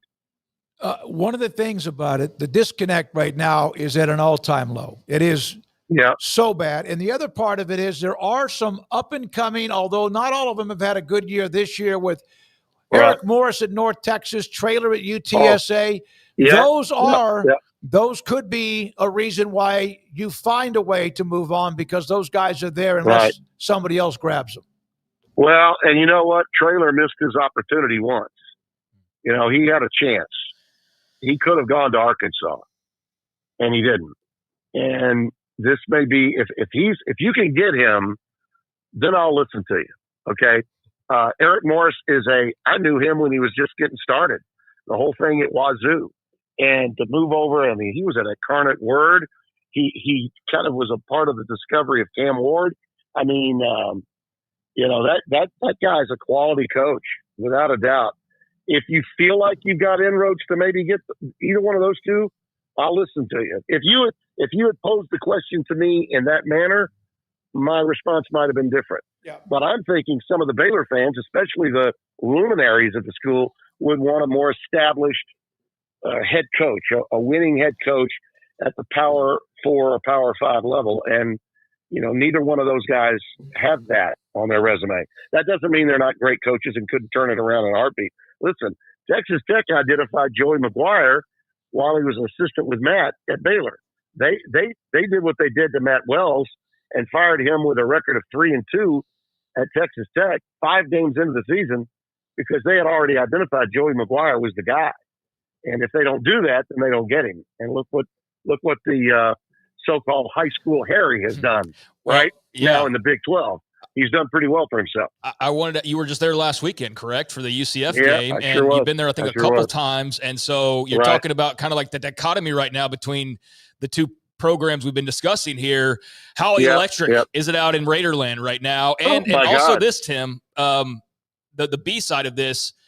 You've seen them enough now. Is this a team that you feel confident can go into the playoff and not just like make it, but go and actually make some noise against some of the teams that people don't think that they can contend with? Absolutely. They're as good as any one of those SEC teams that are being considered right now for at-large berths. I mean, head up right now, do I think they could beat Ole Miss? Absolutely I do. Do I think they could beat Georgia? No question in my mind. Their front seven is absolutely as good as Georgia's front seven. Now, they may not have the depth. They may not be 3 deep at every position, but you only have to really be 2 deep if you stay reasonably healthy. And listen, Tech has done this now with damaged goods at quarterback. They've had to piecemeal it. They were very fortunate that Will Hammond was good to go when Baron Morton got hurt at Utah. They were equally fortunate that by the time Will Hammond tore his ACL, Barron got well enough to play again. And by the way, the kid that came in for him, Griffiths, the kid that was pouring concrete a little over a year ago, but was the team captain at Wake Forest when he was there, my God, what a get. If they had to go to their 3rd QB, even in a potential playoff game, they could win with that guy. They could. So, yeah, I think I'm a little bit unsure as to whether I'd prefer them getting the open date and winning the league outright, therefore being in a position where their ranking could have them in a bye situation, because I think having a playoff game in Lubbock would be the bomb. That would be incredible, particularly if an SEC school had to come to Texas Tech. Oh, man, would that be special or what? That's one of the reasons why I wouldn't mind seeing, because the way Bachmeier is playing, and after what he did, and trust me, I talked to Sonny Dykes today, as good as they thought Bachmeier was, and he was pretty good, he played great the other night against TCU. I mean, he was unstoppable in that game. If BYU could get Texas Tech again, and maybe through a few things bouncing their way, maybe get a rematch and win the Big 12 championship, I think both of them could make hay if they were both in the college football playoff. But there's a side of me that really wants an SEC or a Big Ten school to have to travel to Lubbock. So if they maintain that seeding at somewhere between 5 and 8, that would be fantastic for that fan base. And I think really good for college football to realize that Texas Tech is that good. They could spend as much or more than some of the Blue Bloods, and they'll always be able to get those players because they're fast becoming that in today's college football. Tim, I'm curious your opinion, and it kind of feeds into the Baylor thing about supporting coaches outside of maybe some other things. I think Baylor is actually okay on NIL, but it's kind of the other things around it that they need to kind of put more effort into on game day. But in the Big Ten, 2 coaches, Mike Loxley and Luke Fickell, are being retained when, most of the conventional wisdom said, they're going to run these guys out at the end of the year. And basically when the athletic directors and presidents made these announcements, they said, we're going to have a larger financial commitment to the football team, which makes me wonder what they thought they were going to try to get in the bargain bin in 2025. How much now is really on the coaches and not the administrators to back it like a professional owner would? Oh, absolutely. And you wonder why this private equity story in the Big Ten is such a big deal, and why Michigan has allegedly threatened to secede from the union, it's because a lot of those coaches at a lot of those schools know they're not getting they're making money for these schools, but what's being done with the money from those schools that they're making in football? Are they reinvesting it into their football program? Not everywhere. Not everywhere. At a lot of these blue states, man, they don't have it. I mean, poor PJ Fleck, who I think would be a great hire at a lot of places. I mean, at a lot of places, particularly if he had resources. What he could do at a place that would give him, an NIL budget of say somewhere between 17 and 20 million would be pretty incredible. He doesn't have that where he is, and it's different in certain places.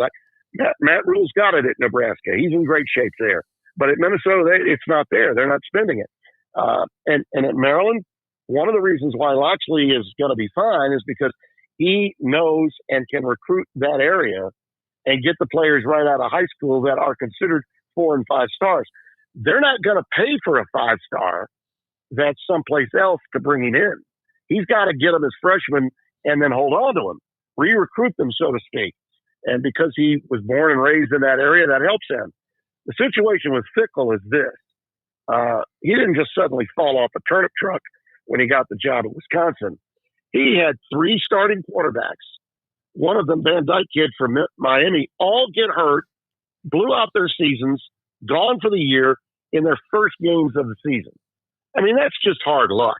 That's just a bad luck situation. Now, he got in some trouble with the fans because he went to the air raid for 1 year when he hired Phil Longo away from North Carolina, who had been with Mac Brown. Brought him in, and then after he lost the quarterback, he blew the offense out, went back to the old school, and then they lost their identity. So Luke was in some serious trouble, but his team resurrected his situation with the way they played for him. We had him on the road at Oregon. They were in that game late. It was 7-0 at halftime. They only lost 21-7. Totally outmanned in that game. And I think that it doesn't hurt when the godfather of Wisconsin football, Barry Alvarez, says you're not moving that guy. You're not moving him. And Barry still runs the show. Even though he's in an emeritus status, his word is what counts the most in Madison. Tim, last thing, and this is what we texted back and forth. You had seen the Eli Drinkwitz quote in about the college football playoff, and it's either that or bust. And you responded to that. You want to share that with our audience? Well, I think there's a lot of truth to it. And I mean, a lot of truth to it. The way the sport is being promoted, the way ESPN has handled it, in my opinion, very poorly. The 3 worst words in sports television now: all state playoff predictor. I mean, they do that from week 1 forward. I mean, my God, can we enjoy the games just a little bit? Just a little. I mean, I wouldn't mind that at all. And now we're seeing, don't say they don't have influence, because clearly they do. They being the guys putting out the narrative on a daily basis with these godforsaken embrace debate shows where today, Stephen A. Smith basically said Mississippi is burning again, okay? That there's no way Ole Miss can hold on up against competition like LSU in Florida to the Lane Kiffin sweepstakes because the brothers don't want to go to Mississippi. He actually said that on the air. This is your $100 million man that you've invested a quarter of $25 million in for the next, 4 years, 5 years, something like that. And this is your number one voice. This is your face of the network that is saying this about one of the institutions that your company has a long-standing television deal with that is in the South. And it's clearly a reflection to me of what Stephen A. thinks of Mississippi, what he thinks of the South, and and those words matter. They matter. And I will tell you, as a Southerner and as a native of Louisiana, and with a daughter that graduated from Ole Miss and a daughter that went to LSU, I'm offended by it. I think it's wrong, and it should never happen. But it does, and it does on a regular basis. But with the state of the game being where it is, gentlemen, The state of the game itself is in great shape if we just promote the game first, if we tell the stories of the players first, if we talk about the history and the lineage of the game and how this or that coach was able to work his way up the ranks first. We're not doing that anymore. It's all about who's in, who's out, and the all-state frickin' playoff predictor. Are you blanking kidding me? That's what's wrong. Presentation is wrong, and that's on us. And when I say us, I mean those of us that are broadcasting the game. Somebody wants to say to me, oh, you old curmudgeon, you old man, you've lost this. You say it all you want. Brando, we're tired of your rhetoric. Well, guess what? I'm going to annoy the hell out of you for a long damn time because I care about this game, and the people that are broadcasting it should care about it too. And by connection, even though he's not involved in the game, he's creating the narrative. Stephen A. Smith said something that was reprehensible today, and no one is going to call him on it. Why do you suppose that is? I will. Tim, always great to have you on the show. The chat, those who are listening to us, appreciate it as well. And thanks for your time. I know you got a busy schedule. Hope to get you on again soon, close to the last part of the rankings release. And have a great – where are you at this week? Oh, I've got Houston going back to Houston. Yeah, there you go. Yeah, talk about a quiet story that no one's talking about, right? Willie Fritz in Houston. And the job the Wigman kid is doing. I mean, here's an A&M transfer. I'd say he's done a pretty good job. Marcel Reed is a Heisman candidate, but this kid's done a pretty good job. And Willie Fritz, all he does is win. And then next week, Territorial Cup. That could be, who knows, with the Big 12. Arizona and Arizona State the Friday after Thanksgiving in primetime. Tim Brando. Tim Brando with us, Fox Next time Sports. he'll do more Dean Martin songs. Yeah, absolutely. Tim Brando with us on 365 Sports from Fox Sports. We appreciate his time. When we come back, Truth Serum on the latest college football rankings. Dave Bartu, College Football Matrix is next. Waco Regional Tennis and Fitness, your home to get fit and stay that way. And the holidays are coming up, and you know that you're probably going to gorge yourself with turkey or ham, mashed potatoes, sweet potato, pumpkin pie, and green bean salad, and whatever else. Why not make sure that during the holidays, starting with Thanksgiving, if not you've already started, that you stay in shape, you stay fit, enjoy the food, enjoy the festivities, enjoy what you have when you get a chance to have a great meal, but then be at the gym either the next day or consistently enough to where you don't put on extra weight. And then at the start of the year, you got a New Year's resolution that says, man, I got to get back in shape.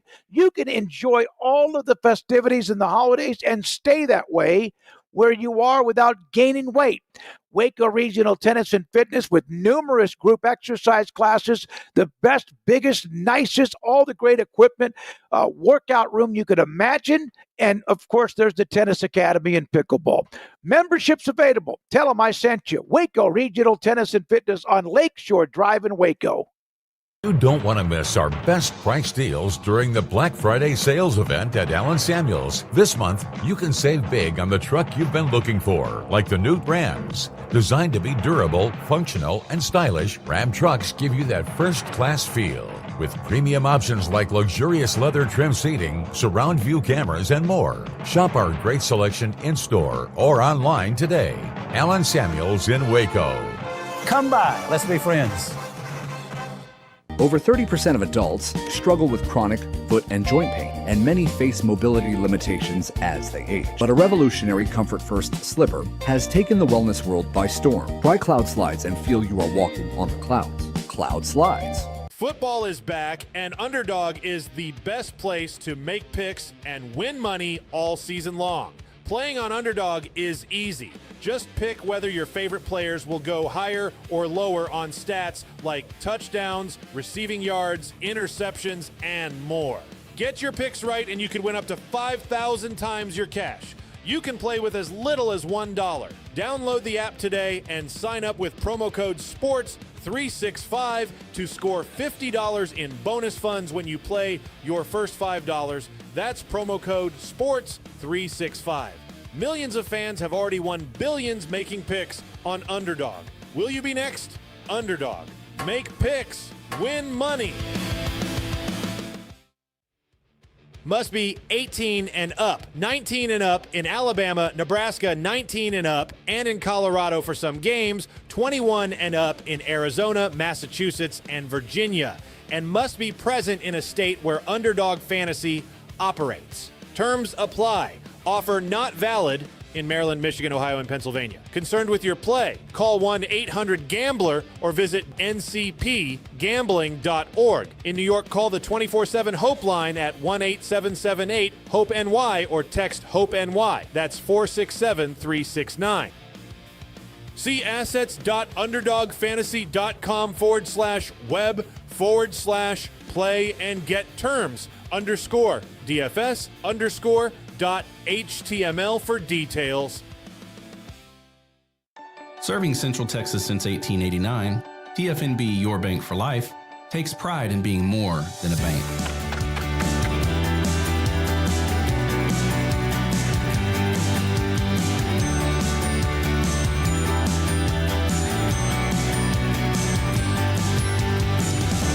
At TFNB, we remain committed to these principles. If you value them too, come join us. TFNB, your bank for life. With over 25 years of excellence in IT, Carrion Solutions is your trusted technology partner. From managed IT services to cutting-edge cybersecurity, our expert team delivers tailored solutions that drive success. Our portfolio includes products such as Veeam, Bitdefender, Microsoft, Cisco, and Fortinet. Call David Carrion and his team of experts. Call 888-522-2221 or visit us at carrionsolutions.com.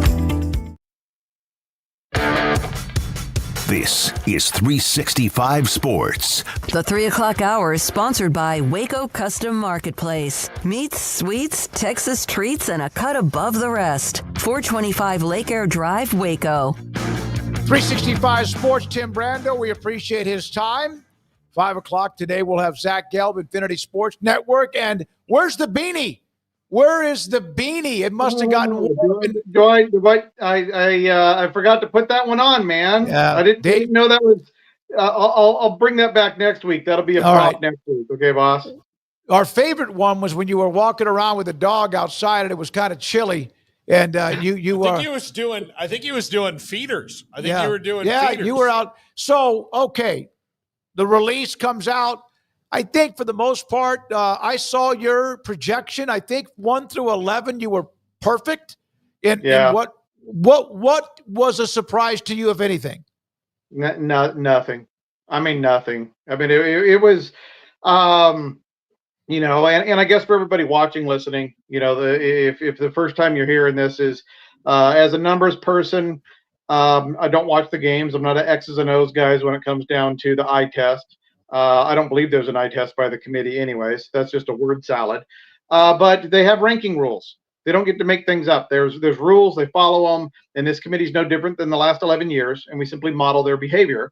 And the behavior we got last night was, I mean, we can go game by game. There's nothing there that, because we sat down, we have 2 models. We have the original one from day one that we made with Bill Hancock, the month they announced the playoffs. And he walked us through all of the key metrics. And then the recent one that I've tried to make this year, thinking that strength of schedule and strength of record were going to change their ranking behavior. It hasn't.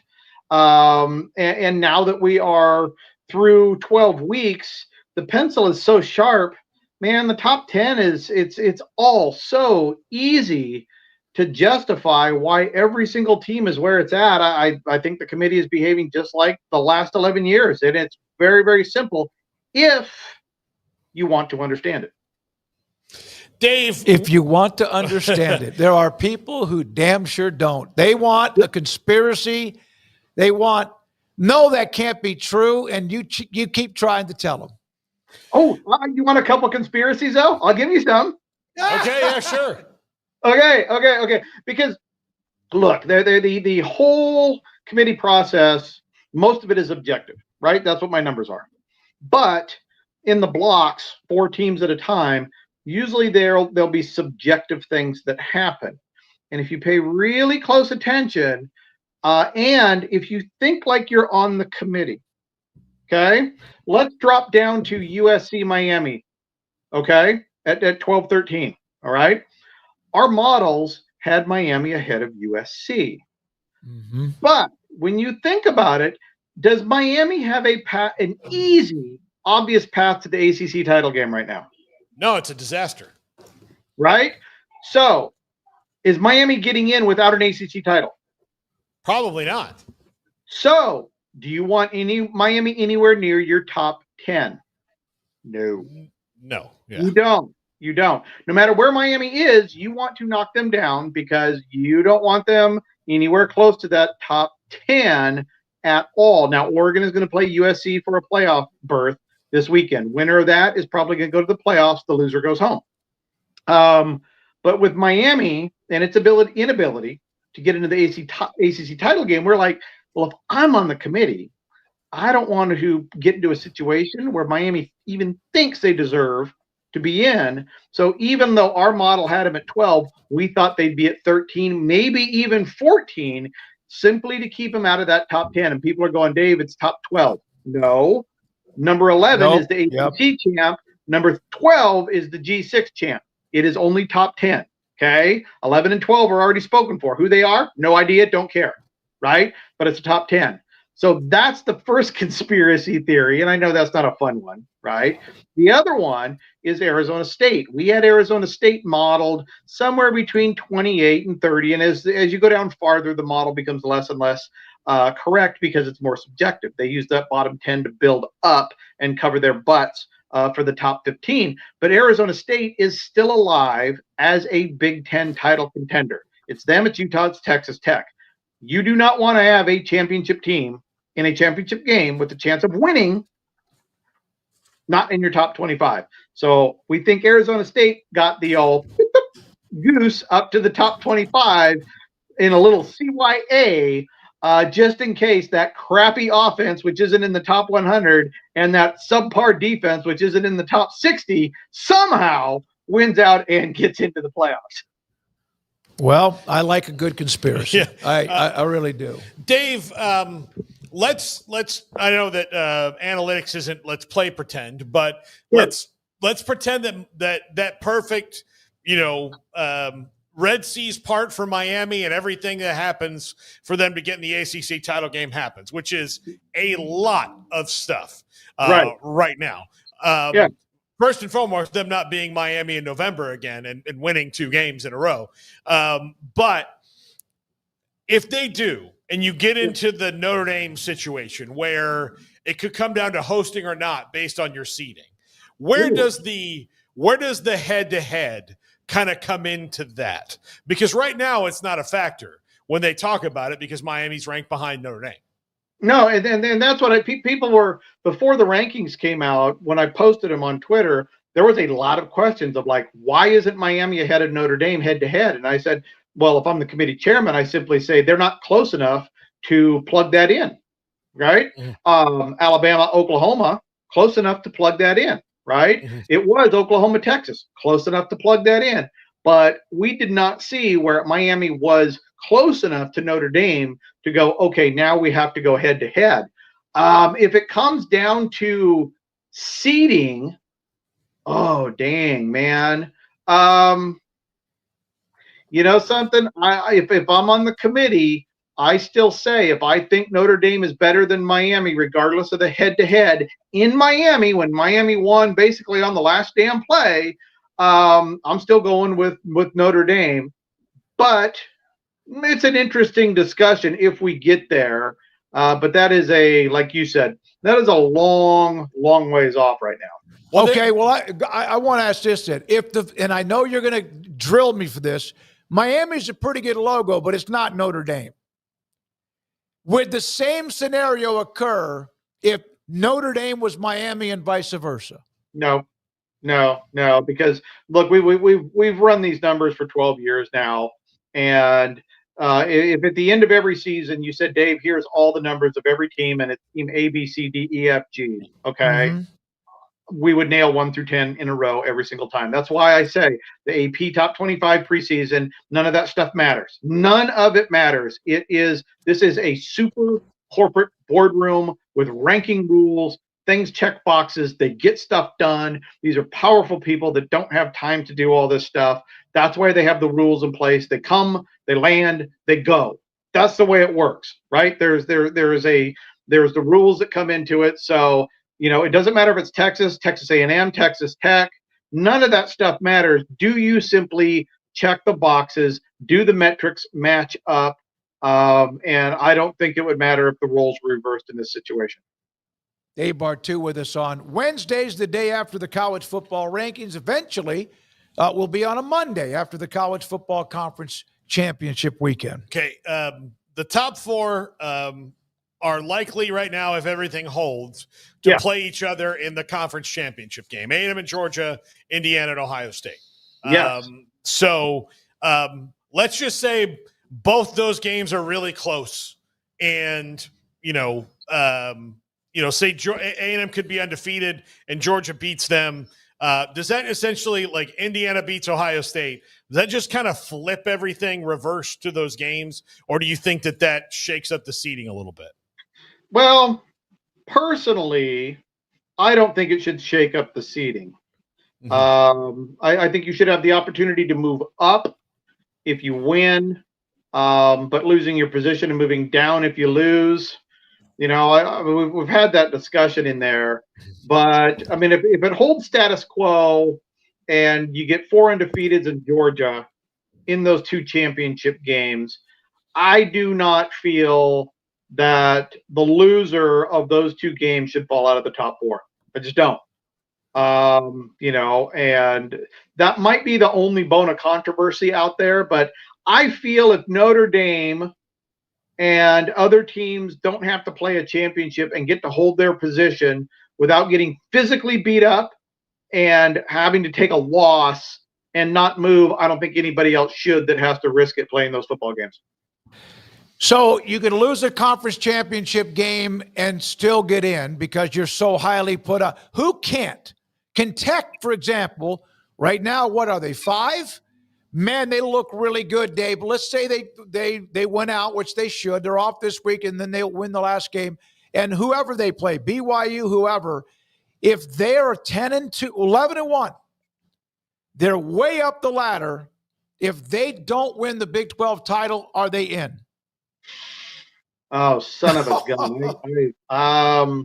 That is probably the most perplexing one right now when you look at the numbers, because they don't have. I mean, what are their top 25 wins? They got Utah, they got BYU. They'll beat one of those 2 again. Let's say they got a loss to Arizona State.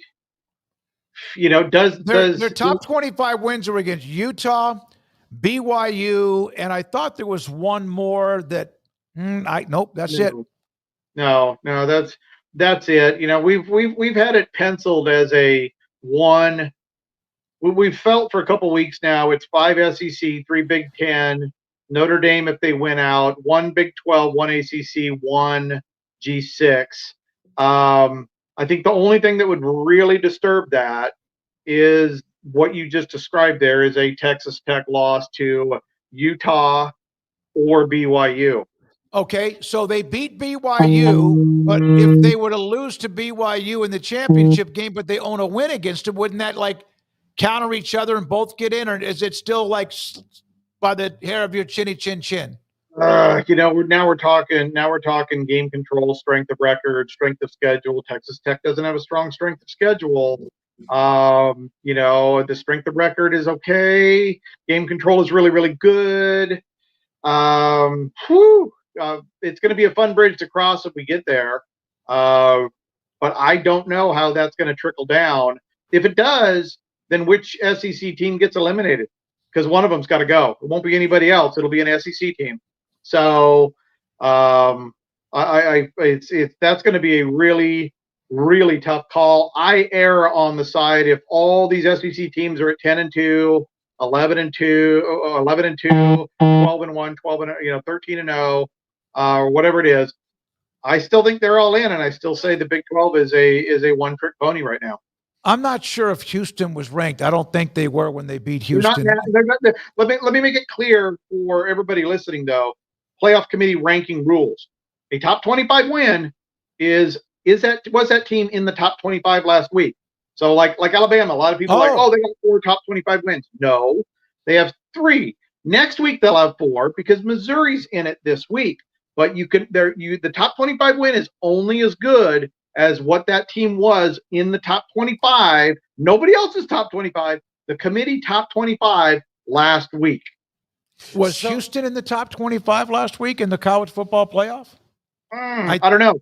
I think they were. I think that might give them 3. But Dave, when you, I mean, you're a numbers guy, and I know, but when you hear Hunter Yurachek kind of have to like dance around a lot of these things, do you worry you're going to get a stroke? I do. I worry I'm going to have a stroke, and that's why. And I don't even watch the whole show. I just I hear him say it. And first of all, to his defense, it's a completely thankless job. There's no way to answer the questions in the way that will satisfy ESPN and not be boring, right? Like you could.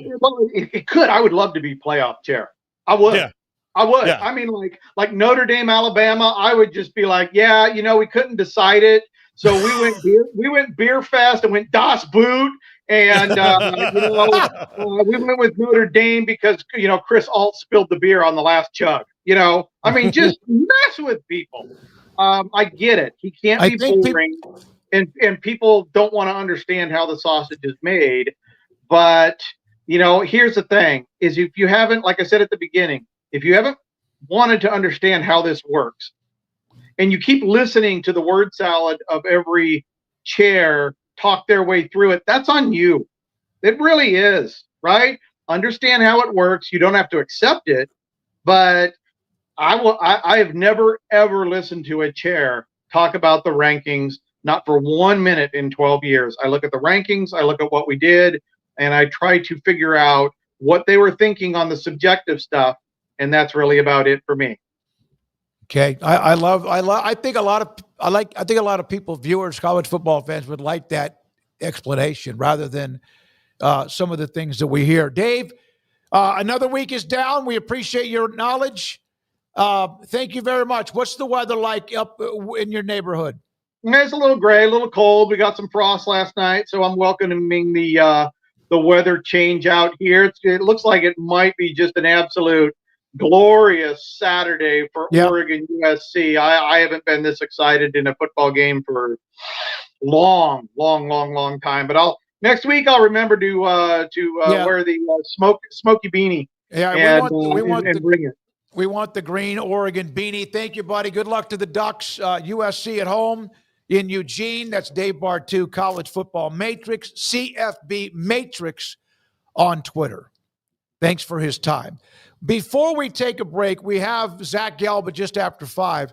We have not had a chance to really dig into this, and it's a deeper story than maybe 5 minutes. Do you guys want to discuss what the Big Ten is still trying to get done when it comes to the playoff? Otherwise, it almost goes on the back shelf and it's done. Yeah, I mean, I think it was just and always good to listen to Dave. I just sit back and also I'm high as hell off the lacquer in this place right now. It's crazy in here. Have we discussed that on the air? No, we haven't talked. I mean, there's no reason for anybody to know, but I was just commenting because I'm just sitting here, I'm just floating, listening to Dave Bartu talk about the playoff because we're getting some remodeling done and was it lacquer? Yeah. And so it's just like it's in here. And we're just sitting here for 3 hours and it's just like floaty. It's like reminds me of back when I was in the same room with Garrett and Paul and Emery at the Super Bowl. That was a different type of floaty smell. Well, it reminds me though. Yeah. Oh, it reminds you. Okay, yeah. First of all, we do gummies.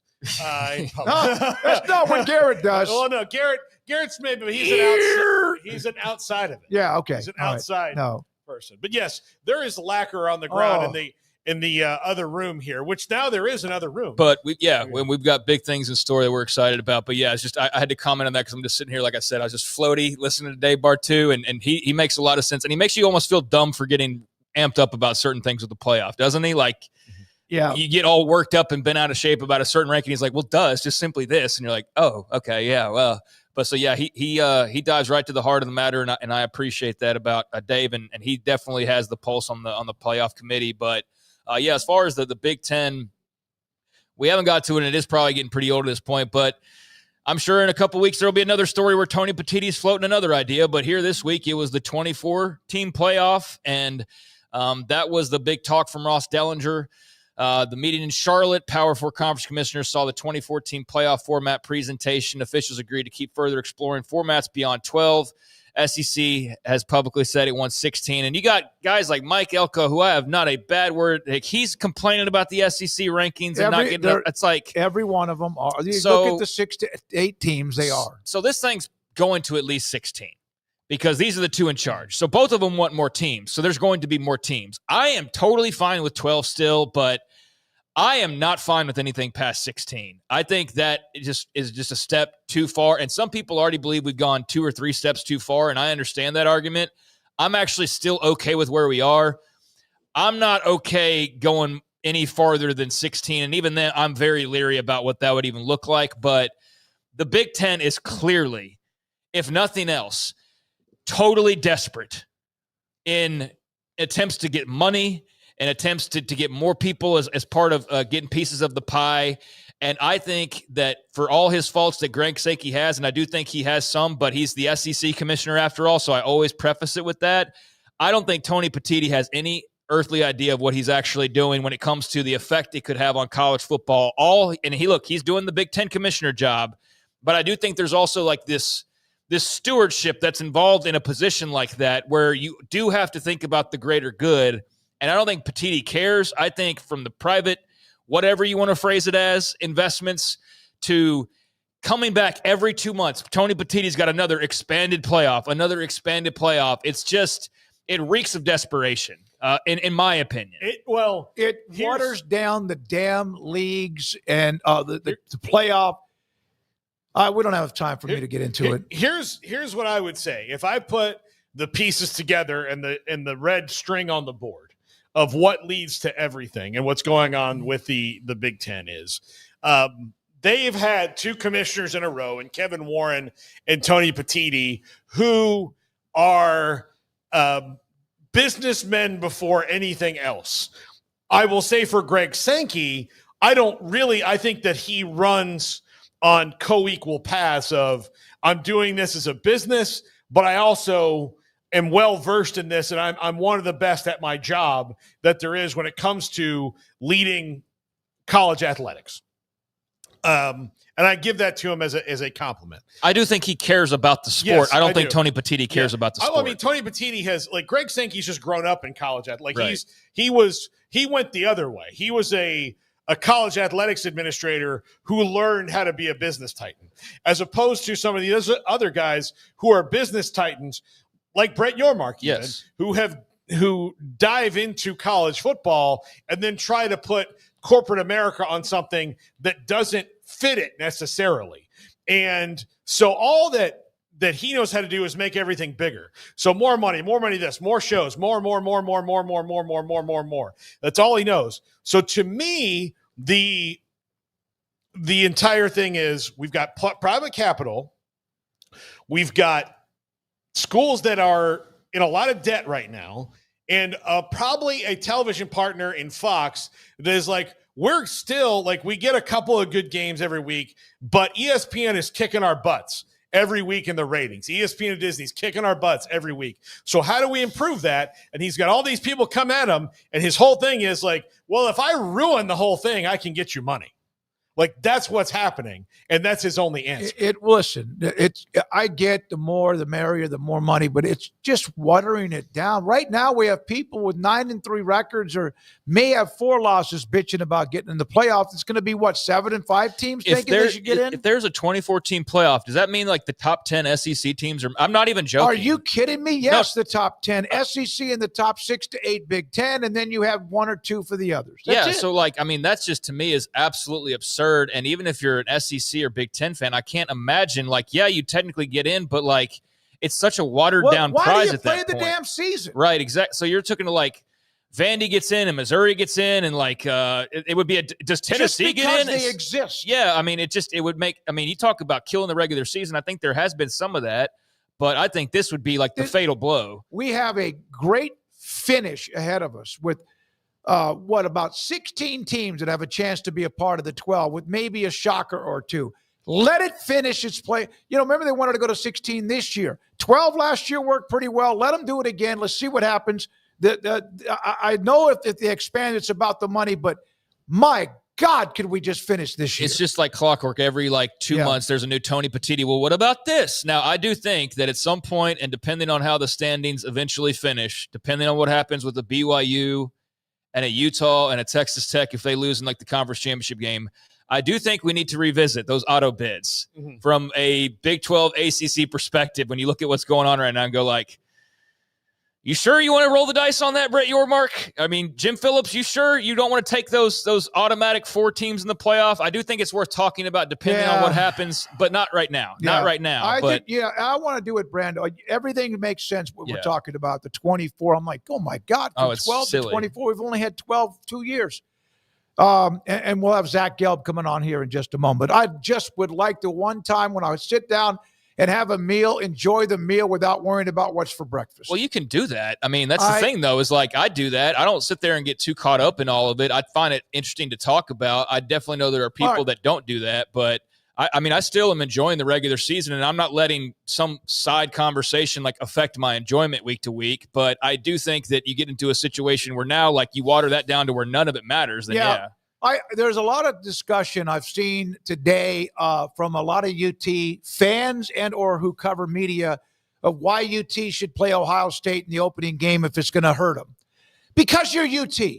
I don't want those schedules to get to where they're playing Tarleton State or, as one media member said, well, if we would have played Baylor, we'd be 8-2 or 9-2 or whatever and would be in. I want the team. You have a standard at those schools to play those type of teams, and I think we're going to end up having the games we have this weekend in the SEC, with very few exceptions, where you're going to have an extra weekend of that instead of some bangers that we get early on in September. Yeah, you're talking about Jeff Ketchum was out there complaining about. If we would have played Baylor rather than Ohio State, we'd be among the top 8. Well, somebody pointed out, funny thing, this is from Josh Mustachio. I don't know if that's a real guy or not, but I found the point to be very valid. Funny thing is, he said Texas would be number 8 right now, but where would Michigan be if they didn't play OU? They'd be 9-1. USC would be 9-1 if they didn't play Notre Dame. Bama would be 9-1 if they didn't play FSU. So let's just not play any non-con games anymore. So I thought that was a valid point. And also, by the way, and I get, but it sounds like a lot of Texas fans are acting like Aggies that they used to complain about, right?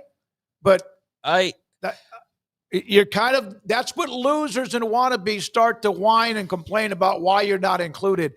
You have a standard. You're a damn good program. Sark's doing a great job. Don't drop the games you play, the big boy games, please, just as a college football fan, if anything else. And don't lose to Florida. Well, that's the biggest thing. We got to go. We got to go. Coming up, Zach Gelb will join us. This is 365 Sports. What do I have here, Brandon? I think Alan Samuels, Dodge, Chrysler, Jeep, Ram, Fiat. I got so many papers that Paul printed all these stories for me. I can't see even my rundown. Alan Samuels, Dodge, Chrysler, Jeep, Ram, Fiat. Got a new set of a bunch of incentives as they hit Black Friday coming up. Of course, Thanksgiving next week and then Black Friday. Right now, the 2025 Jeep Gladiator Sport S, a truck, a part pickup, and part adventure machine. You can lease one at Alan Samuels in Waco for $375 a month, 10,000 miles, with only $2,000 plus tax, title, and license due at the signing. How about this one? Alan Samuels, the 2025 Ram 1500 trucks, APR financing, 0, Zippo nada for 72 months, no payments for 90 days. You also have the 2025 Ram 1500 Lone Star, 0% financing for 72 months, or $14,000 off the total price. That is amazing. Ted Teague, general manager and CEO, they are giving you the chance to drive off in a great, great truck, Ram truck, all the SUVs they have from Jeep and more. Alan Samuels, Dodge, Chrysler, Jeep, Ram, Fiat, Loop 340 east of 84 in Waco.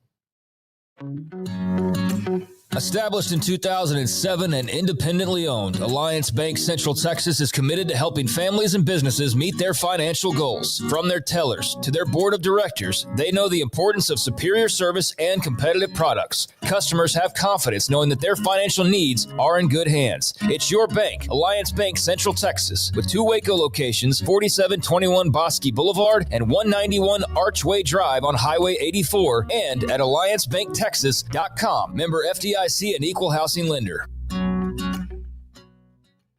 Pizza, burgers, and Bears football. There's no place around Waco that serves them all other than Bubba's 33. Come show your green and gold and enjoy some of Waco's best food and beverages while watching your favorite team, the Bears. When real Bears fans get hungry, Bubba's 33 is the #1 spot for ice-cold drinks, hand-stretched, stone-baked pizzas, and bacon-infused burgers. Join us for indoor or patio dining. Bubba's 33, Waco's restaurant and proud supporter of Baylor Bears football. Sick 'em, Bears. Have you heard of the new IRA?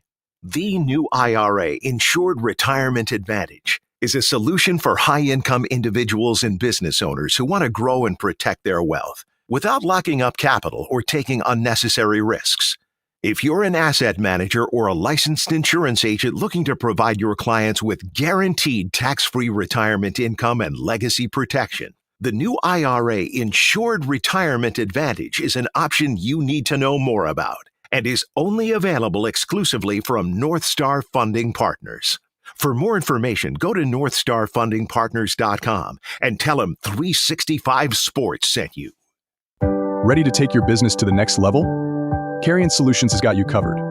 We deliver world-class IT consulting, including Quest On Demand and Migration Manager, M365 and Exchange migrations, Active Directory assessments, security hardening, and Windows Server upgrades. Our experts specialize in consulting, monitoring, support, and managed IT services. We promise vision, professionalism, and unbeatable value. Satisfaction guaranteed.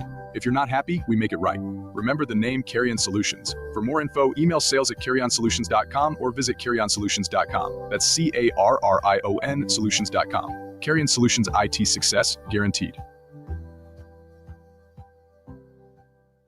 This is Richard Carr, and it's hard to believe, but 2025 marks our 26th year in the car business. I want to thank you for your support over the last 26 years. As a locally owned business, our customers in Central Texas community are also friends and neighbors. If you haven't been by lately, I invite you to come in and experience our amazing lineup of Buick, GMC, and Cadillac vehicles. Our goal is to make you feel like more than just a customer, but as a valued neighbor. Let us show you why we are people you can count on at Richard Carr, Buick, GMC, Cadillac.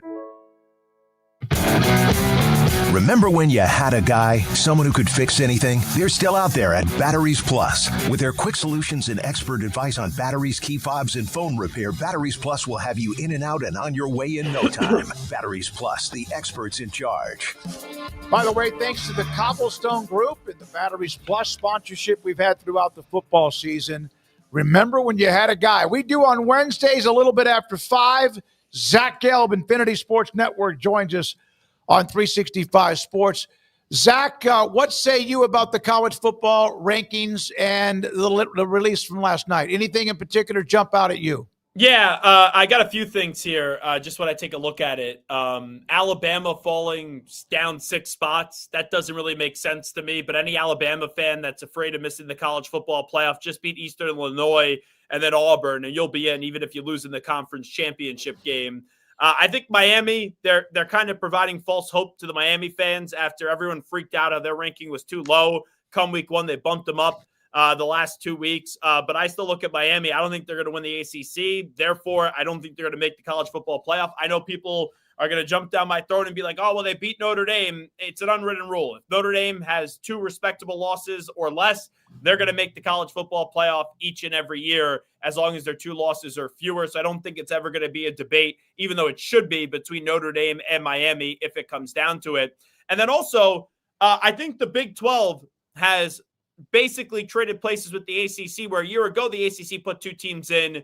With how Texas Tech is now ranked, where if they win their conference championship, they could get a bye. Obviously, that wouldn't allow for 2 Big 12 teams to get in. But with them being 5 right now, if Texas Tech wins their final game and then they lose in the conference championship game by a small margin, I don't think it's crazy to say that there could be 2 Big 12 teams in the college football playoff. They have a chance, right? It's like that meme. You mean you're telling me there's a chance? There's a chance. It's from a fantastic movie that should have won Best Picture called Dumb and Dumber.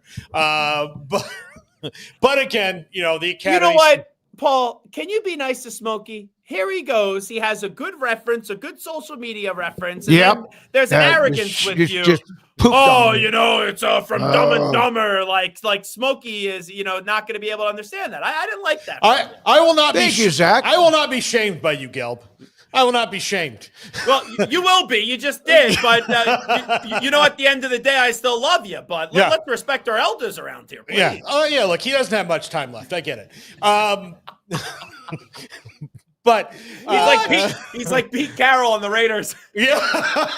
Yeah. Man, a mess. Zach, one of the things that, when I see 3 Big 12 teams in the top 12, is going to start begging the question, and it's going to be the conference tribalism. But I do think that just say it did wind up ending that way, which it's not going to, and then they get leaped by the ACC champ and the Group of 5 champ. Yeah. The first conversation is going to be about, do we really need the top 5 champions? Because the G5 already is getting a lot of negative press on this, and there's people who wants them out. Right, because they're going to cost. Right now, they're costing an SEC team a spot, and that would be. Can I just ask a question though? Feinbaum loves the SEC, right? Yeah. Did USF? I know they're not the team right now, but didn't they beat Florida this year? And Yes. I just thought it was funny how he didn't mention that when he was going on his rant the other week. Yeah. No, that didn't happen in his reality. Yeah. So I think the argument does need to come down to, and of course, it would be, okay, why us if Utah or BYU gets jumped and not them when it comes to the Big Ten and the ACC? Yeah, can we be real? The only people's opinions that are really going to matter in this, whether you like it or not, that's up to you, is the SEC and the Big Ten. Those are the only 2 conferences that can really push change.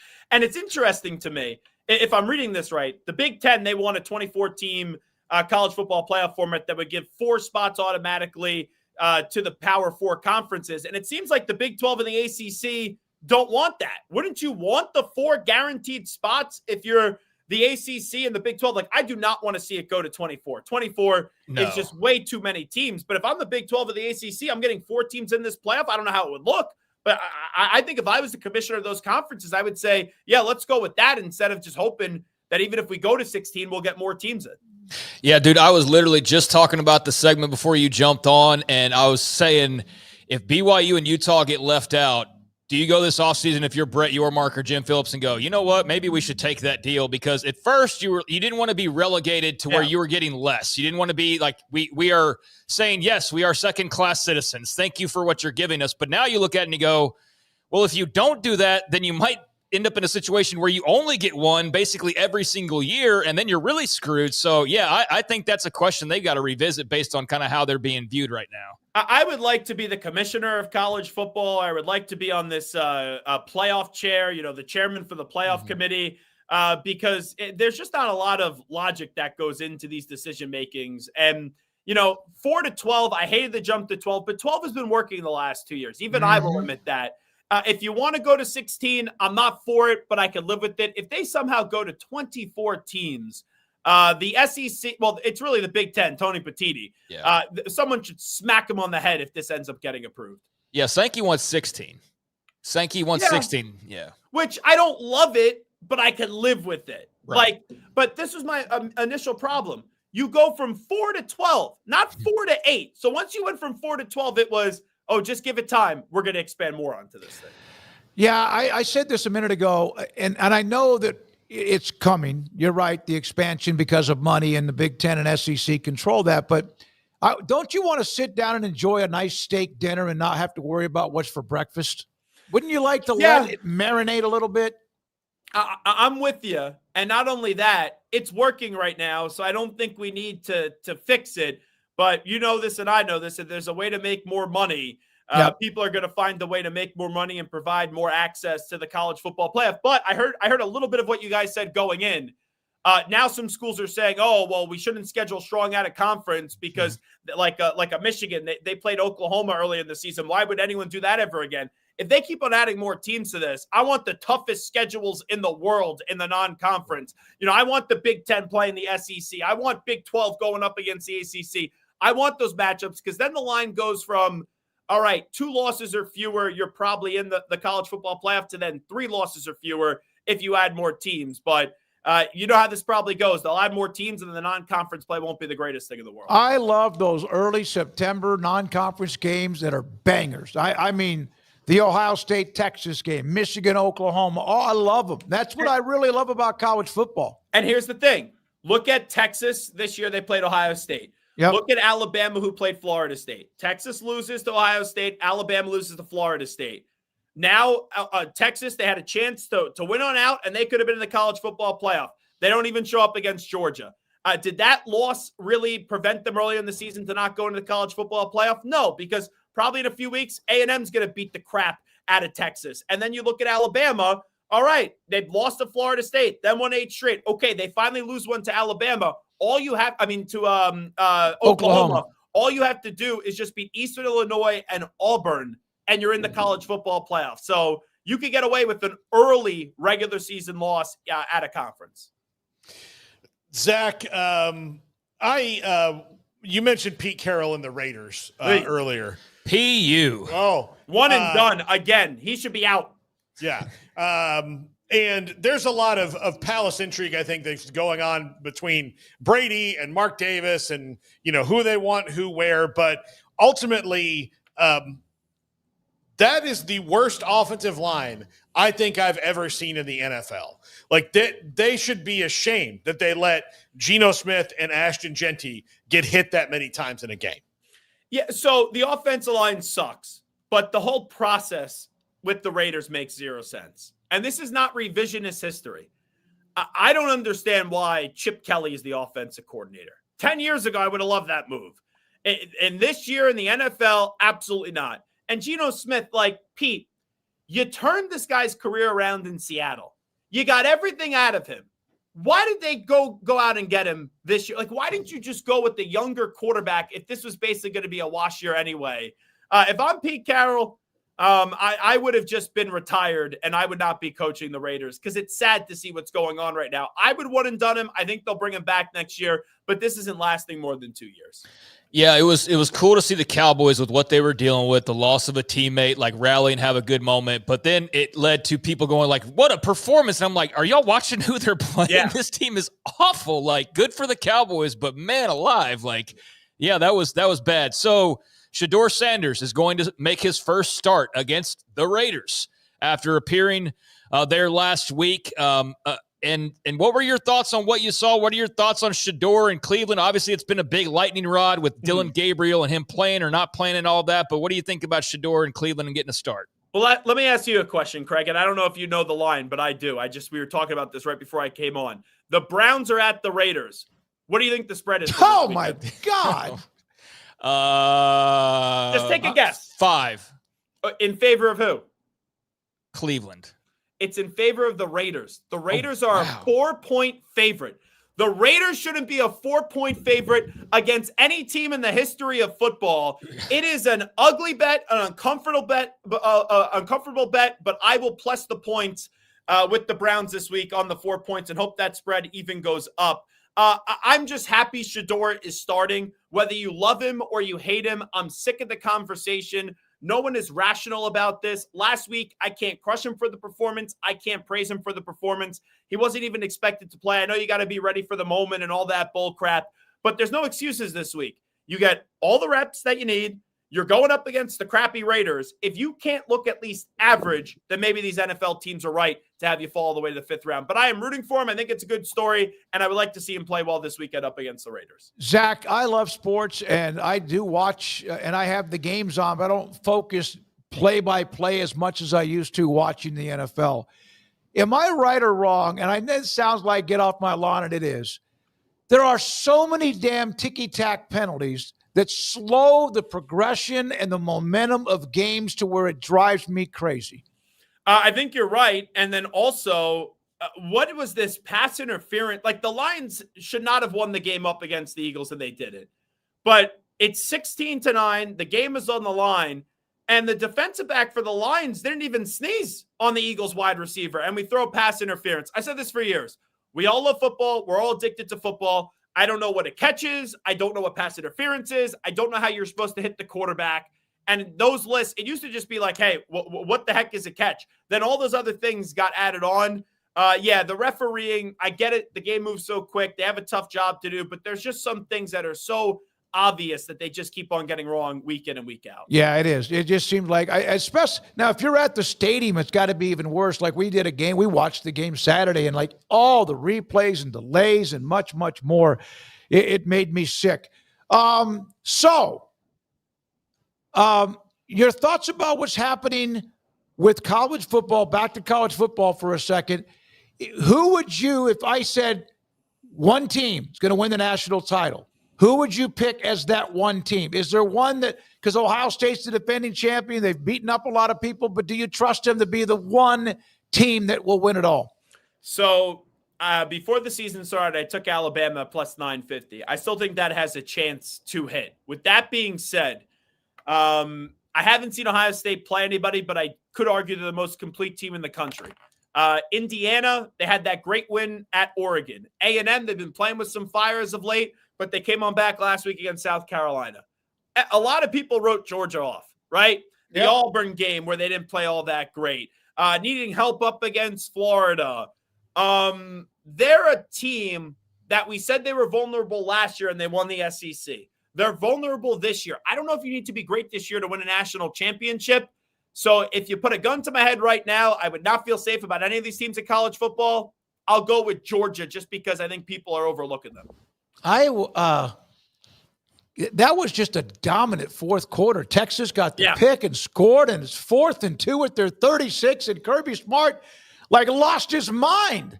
And they came up with it, and then they had the onside kick. It was fantastic. You know what Kirby Smart does or did in that game, and he's figured out, is that he really smells a wounded animal better than a lot. And he's like, look, I'm not going to do this thing where I'm going to punt and do that. Like, look, I have a feeling that I could just put them completely out of this thing with this call right here. And he did it twice. And then Texas had no emotion left. They were just sapped from it. And here's the thing. So I was at the UFC fights, and I'm watching the Texas game, and I have it on. Arch Manning, in that fourth quarter, when they show him on the sidelines, I wanted to make him some cookies and give him a glass of milk. The kid looked like he was about to cry. And that's the stunning part with Arch Manning, is with what his family is and the time he's been waiting, it's still shocking to me that maybe the pressure is too much to him, because he looks so afraid sitting on that sideline where I actually felt bad for him. He's had good moments, but he's had them in sporadic moments, or sporadically. I just still there's something about his delivery that doesn't look right to me, like it's a quick twitch or something. But they had a lot of drops, man. He could have had another 100 and something yards. They had a lot of drops. Wingo's good, but he had a couple of drops, and so did some others. That didn't help him, and they cannot run the football. Thank you, man. Appreciate it, Zach. So how often do you get to go watch UFC? So I've become more and more of a fan of it, really, during COVID with the pandemic. But whenever they're in New York, so they come to New York City once a year. They come to the Prudential Center in Jersey once a year. So I go there. And this summer, I actually went to Chicago to check out a fight. So I love going to those fights in person. The environment's crazy. All right. Thanks, buddy. Appreciate your time. Zach Gelb with us, Infinity Sports Network, on Wednesdays in the 5 o'clock hour. Well-rounded. We could get into other sports, too, and even more NFL, but we need to move on. I got a note about the Big 12 and men's basketball for a second. Go ahead. Yeah, check out Zach's show. He covers national stuff and does so on a daily basis. So I definitely support him if you enjoy listening to him. I did want to make just a clarification for my own peace of mind, but the Big 12 auto bids, they would get 2 in the scenario that was presented. I think I may have said 4. 4 was for the Big 10 and the SEC. In the 2014 playoff, one of the ones that he's populating or he's trying to do, it's 4 for all 4 of them. Okay. Maybe that's where my head was. In the 16 team, they would get 2. Okay. In the 24 team, they would get 4, which means there'd be 16 teams that you would automatically have in there. I wonder if the G5 Sankey's not going to go for getting the same amount unless they go there's 8 at large and I know I'm getting 7 of them. And then you could have the Big 10 and then fight over that. But I do think you still have to, don't say they won't do this, but the group of 5 needs to always be involved. And the group of 6 always needs to be involved in this. All right. Real quickly, somebody asked it in the chat. We appreciate it. Tonight, It's fourth-ranked Arizona against third-ranked UConn in a top 25 game. Last night, Duke beat KU. KU was out without Peterson, but heck of a game, good game, but Duke just had too much and won 78-66. Did you sleep with both eyes open? No, Talking she's, hoops, she's just mad to be at- clear. Yeah, I'm sorry. She's mad at Darren Peterson. I have a question about Why is she mad at him? Because he's hurt. She doesn't think he's hurt that bad. She thinks he's being a wuss. He's young. He never got hurt in high school. But I have a question. You said someone asked in the chat. So let me ask you this. So someone went on a Google website that's YouTube and asked you what scores were from last night? Somebody in the chat asked me, would you guys do a quick update, if you don't mind, on the Big 12 in basketball? Okay. So on our opinions on it or like on scores? Because you can find that without us. I think just our thoughts on it, Paul. Okay, sorry. Why are you being an ass to that guy? Duke beat Kansas last night, so there was that. And so Kansas teetering in the top 25 now at this point with their second loss. So, I'm not the KU guy here. I would default over there, and then Utah got a win. But, yeah, that's something that will ramp up as we get deeper into it. But there's been some interesting results already so far. So we will be keeping tabs on it. It just won't take precedent most of the time over college football. And I didn't see where Houston got like the number 2 player in the country committed today, so that's awesome. Mark Yosel, can the three of you talk about Big 12 basketball a little bit? We have some great teams. There's nothing wrong with that request. No. That's how he asked it. I was asking you how he asked it because it sounded like he wanted score updates. No. I brought it up because after. tonight there's a 3-4 matchup, which is great. Yeah, and great, KU Duke is always worth talking about. Yeah, So, absolutely. and we know BYU is amazing too, and Arizona, and Tech, and many others. Mark, I'm sorry. Had he read that verbatim, I would have understood the question better. Well, you got to get in the chat and read it. All right, when we come back, we've got the wheel after Paul's top 5. We'll have the quizzes, and we'll also have poll results. This is 365 Sports. IdealMRI.com. I was talking to Phil Bennett earlier today. He called me and he texted me. He goes, hey, you up? It was like early, and I was. And he had played a round of golf yesterday and then had something kind of tweak his knee, which sometimes if you've had a shoulder issue, next thing you know, you might have a back issue. If you have a back issue, your knee might, because you kind of don't put everything on all the various parts of your body. He had to go get an MRI on his knee. And I was like, hey, remember the last time you did that? You told me you should have come to Waco. Well, IdealMRI.com in the Central Texas marketplace is going to find out, get the evidence your doctor, orthopedic surgeon, or both need. Have them refer you there, and they have state-of-the-art imaging machine. It's a fantastic place, and it's $497 every single time, and I've been in that machine 3 or 4 different times for various reasons. It's a fantastic company. Dr. Rob Maxey and his partners built it for you so you can get the evidence you need, whether it's a ligament, a muscle, or something else, or maybe not, at $497 inside the Central Texas marketplace off I-35 in Waco. I got my Colgate Advanced LED Whitening Treatment in the mail, and I am very excited to have dramatically whiter teeth in just 10 days. There's a full 10-day supply, and it looks easy to apply. Order yours today at shop.colgate.com. The dress collar polo. The only polo with a spread collar. Gives you the look of a dress shirt, but with the comfort of a polo shirt. Collars and Company. I'm here to work out with you. We did not put this little cookie cutter program together. I'm in there with you, sweating, yelling, doing the damn thing. Transformed by Core Home Fitness. At Covers & All, we've revolutionized protective solutions with cutting-edge, customizable covers, tarps, and curtains. We deliver premier protection at affordable prices and express shipping. Visit coversandall.com today for the perfect fit, guaranteed to last. At Dreamy, we believe that life can be upgraded in comfort, convenience, and joy.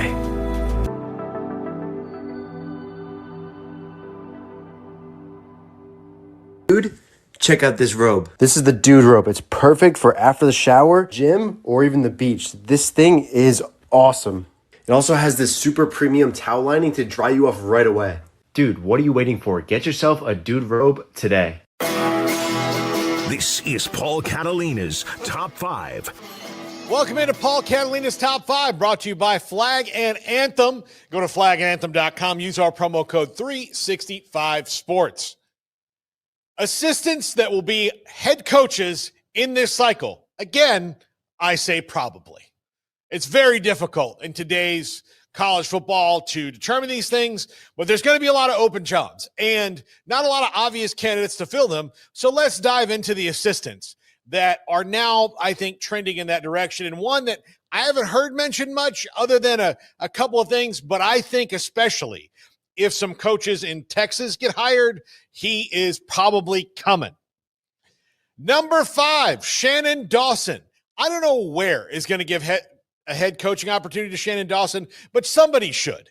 Look, he has done a good job at Miami developing quarterbacks and getting them to the highest peak. He just coached Cam Ward to a runner-up in the Heisman Trophy and the first pick in the draft, and he got a lot out of Carson Beck this year, even though Carson Beck is at his ceiling.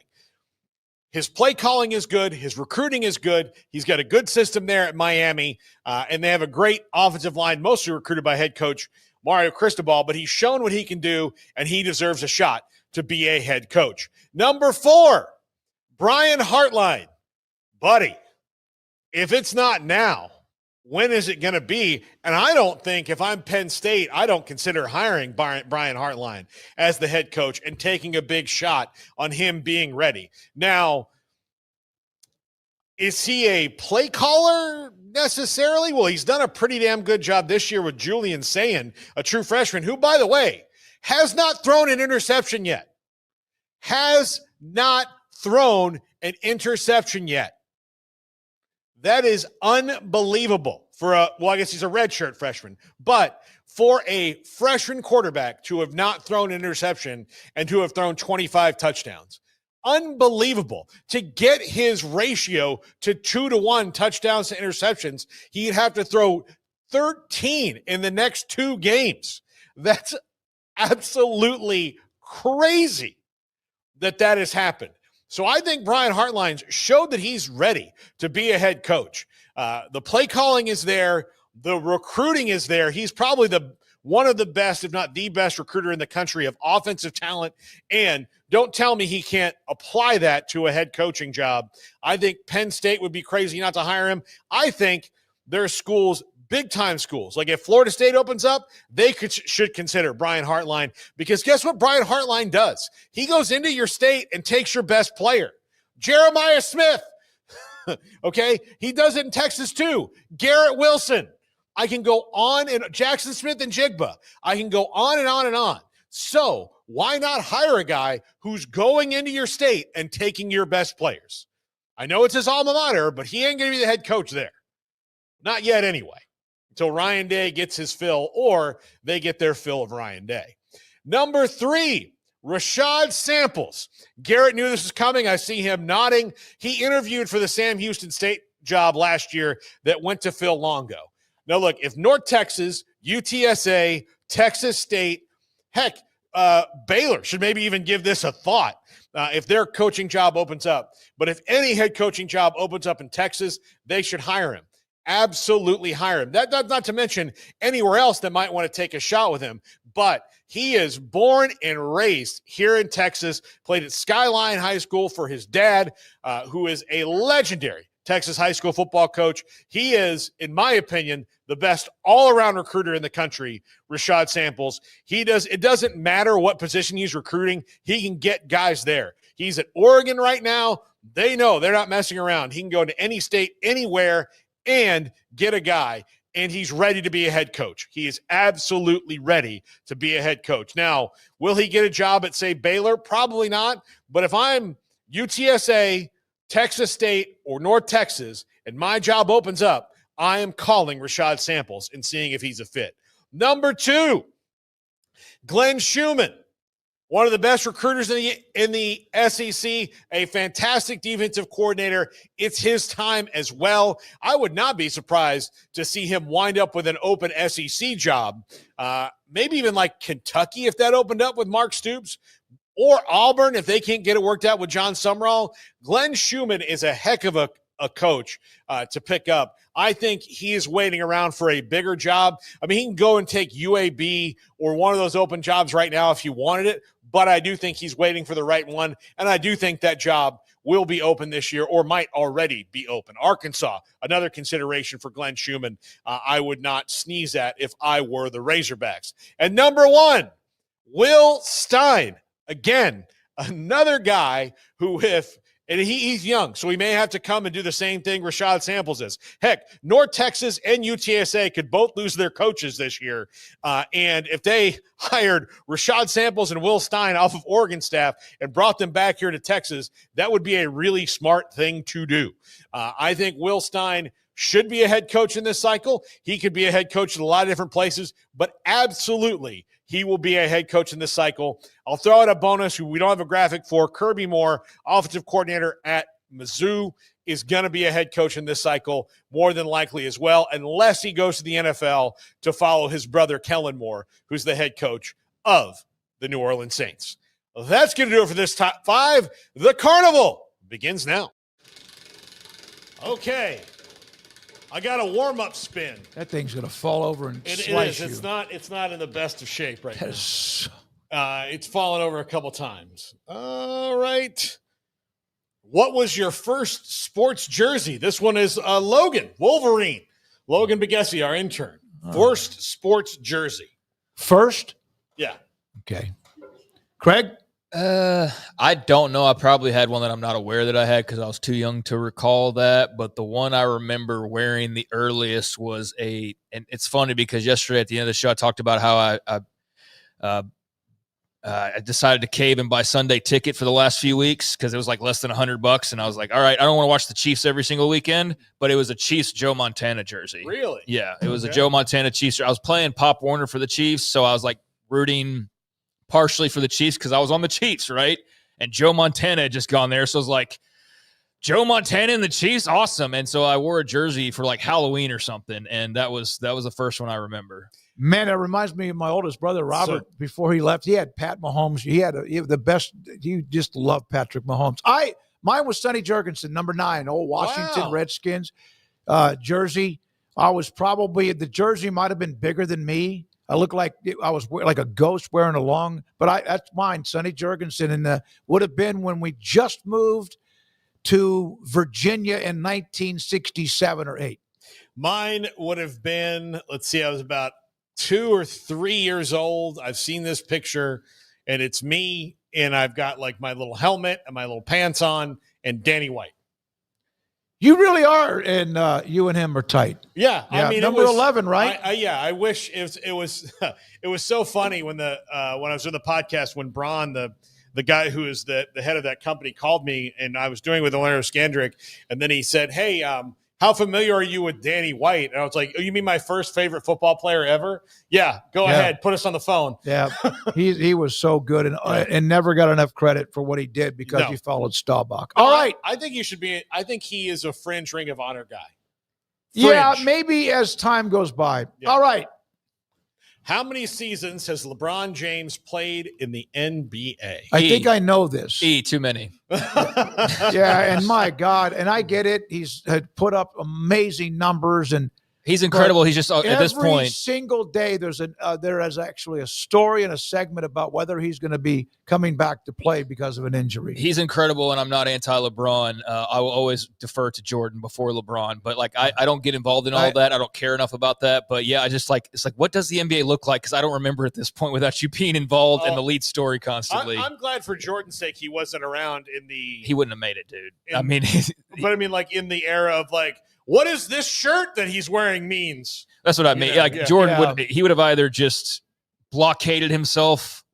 But like him with TMZ chasing him from gambling lounge to get like that would have been really everybody talks about that, but it would have been really interesting. I'm trying to think, other than the decision, what was his most controversial China moment? Yeah, he's had a lot of just Twitter comments that rub people the wrong way, depending on what opinion it is that he's talking about at any given. I think it's just he's been around so long that it's just like we've seen so much of him. Because we can't tell you how long. Because it's fatigue. But I'm going to say 23 seasons. I'm going to say 23 as well. You know what his number was? at one point. Wasn't it 23? Yeah. And I think it's 23, and he also had that with the Cavaliers. Let's say 23. 6 now, I think. Yeah.